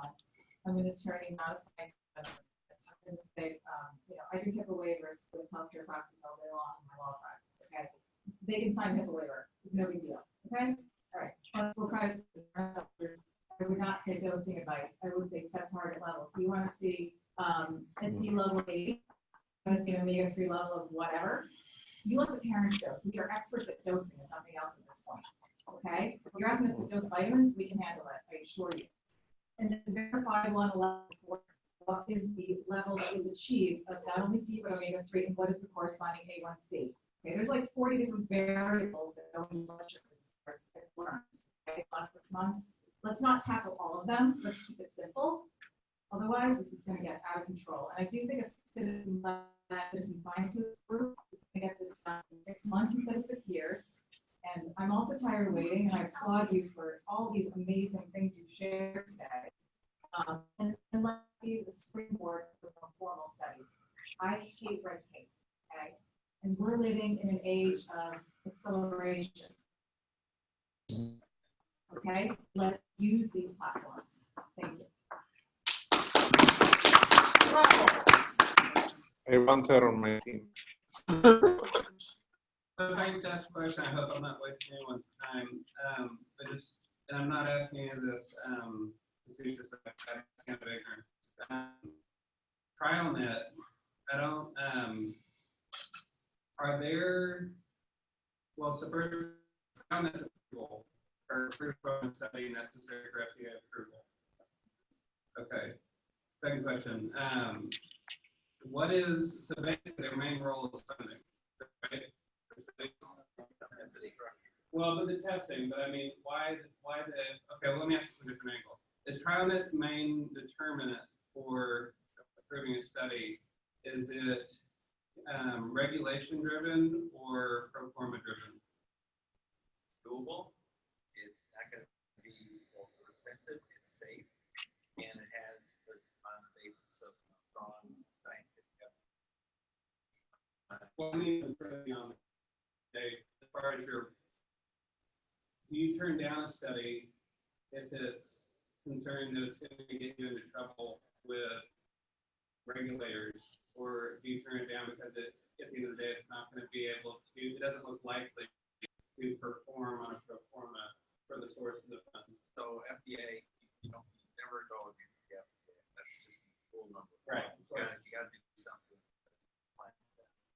and you've got to do something that's compliant with the rules of human research organization and all the documents that came out of World War II. And then we have to make sure that we also have to look at it from the standpoint that it's expensive. There's a certain amount of money in the budget that Trump has. They may prioritize things, in an order, and we could end up with free, we could have one, and right. So So that's the reality. Well, speaking to that point, if I may, you know, TrialNet it falls in class of National Institute of Health has a seat at the table. So at the end of the day, the steering committee altogether could say, we want to go to this trial. And the IDK, National Institute of Health could say, we can't put the bill. Well, the reason I'm asking is because, is there a correlation between the amount of funds given to a study, the amount of time it takes for a cure to be discovered, generally speaking? I don't quite understand. Well, Let's put it this way. If your question is, TrialNet will only investigate a therapy, right, for which there are big dollars at the end, that's I absolutely. don't just mean that. Well, the reason I ask, I come from the investment side. And so I'm just trying to figure out if there's a way that a pro forma can be put together with private funds to speed this along and get it to a certain point. If you could show investors that, you know, it was like that there were big names attached to it that have a track record, and you could show that after, you know, we expect it within this number of years, we could arrive at this point, have a cure, it would generate this amount of dollars. Once it goes through the FDA and is approved and then goes to market, you could attract private funds. And I'm wondering if you could bypass a lot of this.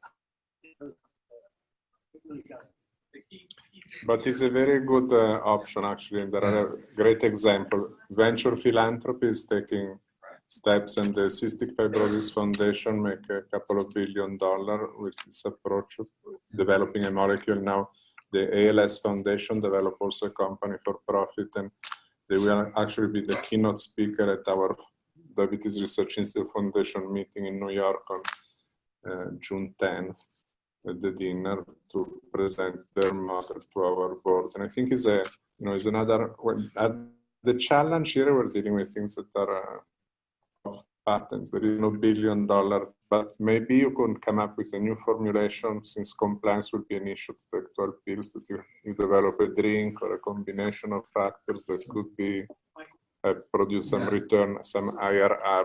Right. So, you know, I would just take the opposite. There have been trials that have not moved forward within TrialNet because the drug that we want to investigate is not available.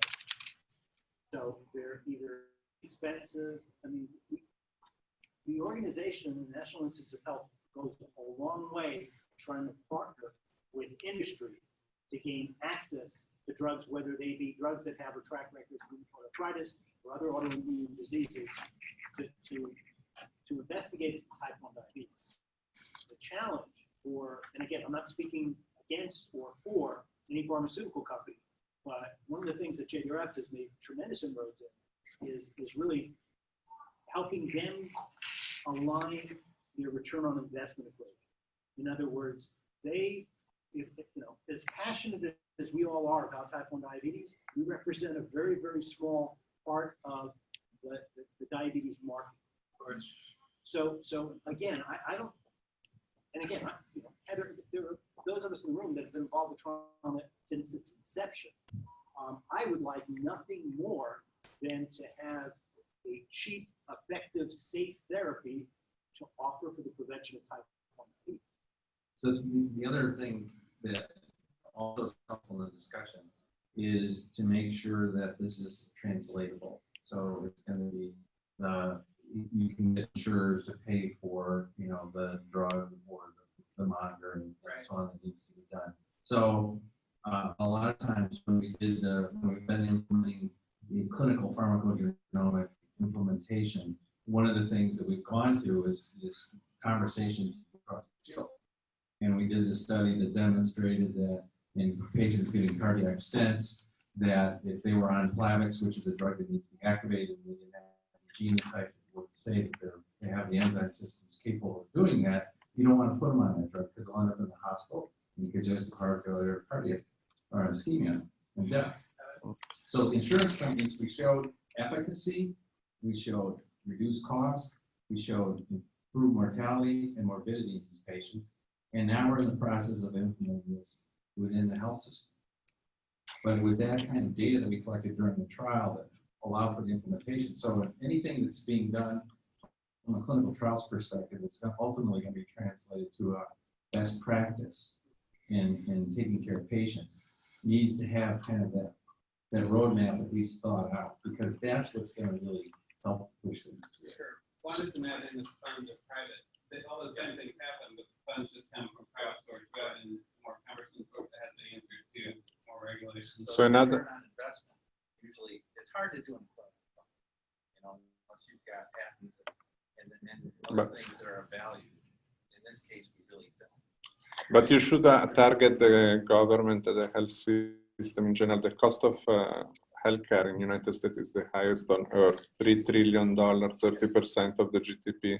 So if you should be the government saying, like, we sponsor this trial because if you cut the cost of diabetes for, you cut, and not only diabetes. Now I was just reading, I just received a message that there is this article showing how the actual AA-EPA ratio is the best predictor of mortality. So it was an article that I'll send. It's an article that shows how omega-3 directly correlate with less mortality for cardiovascular done on thousands of patients followed for. And maybe sometimes you can just have claims in your trial that say, I'm just testing this for general health and not claim disease modification. Because we did this mistake with Poseidon. The moment you say, you saw that diabetic produce more insulin at 1 year, 2 years. This is disease modification. So now you're a drug and the IND is required. So we asked for IND exemption and we had to spend, 9 months to go back and forth. And then they start asking all the manufacturing data and then. So for DHA, the FDA gave us an IND exemption, which I was told that's not fair to the drug companies. And I said, well, that's because it's a food. It's not a drug. That's why it's called the Food and Drug Administration. But it's because we didn't claim to cure diabetes. That's correct. If we were to make a health claim, we would have to have an investigator brochure and go down that path. So that's why these pilot studies may be good while we're doing that. The company that gave us our product is very interested in the protocol, even though they don't have a big profit margin. But they do have a certain budget every year where they have to do an X amount of studies. And this is highly valuable to them because there's really no other disease state that, because of TrialNet and these other groups, that is as organized and where you'll get as much information. I mean, Karsten's data, I mean, they were so thrilled to get that because there's no other group out there that's doing this in any other disease state. So it is of value to them. They're kind of getting free research by doing it. And unfortunately, or fortunately, whether it's Dr. Sears omega-3s or DSM's omega-3s, there's no patent on any of this. So there's not going to be, at the end of the day, there's not going to be somebody who is going to make a lot of money. So you really have to argue the other side is how much are we saving per bottle of insulin, and the hospitalizations and what does it cost? Because type 1 not only is one of the most organized groups of researchers, but it's also one of the most expensive diseases because it lasts so long. I mean, Dad died of ALS. It wasn't that expensive. He died in a year. So, but this can go on for 80 years. So if you look at the cost over time, it's really the opposite argument, not who's going to make money, but who's going to save money. And even for type 2 diabetes could be. But the other approach, this is a little, it's getting late, so I start with the crazy idea, so then we have to shut down.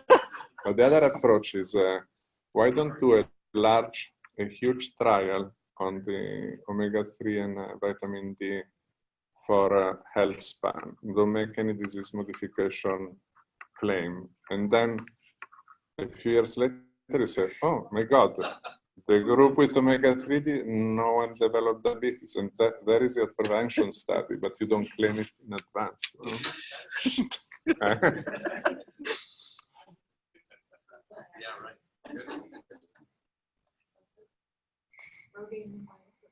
Also, you would add to the mix. That's an example Ah. of intended consequences of a medication that's supposed to do this, but it does that. Blood pressure, medication. Exactly. But they're using now Cialis in cancer trials.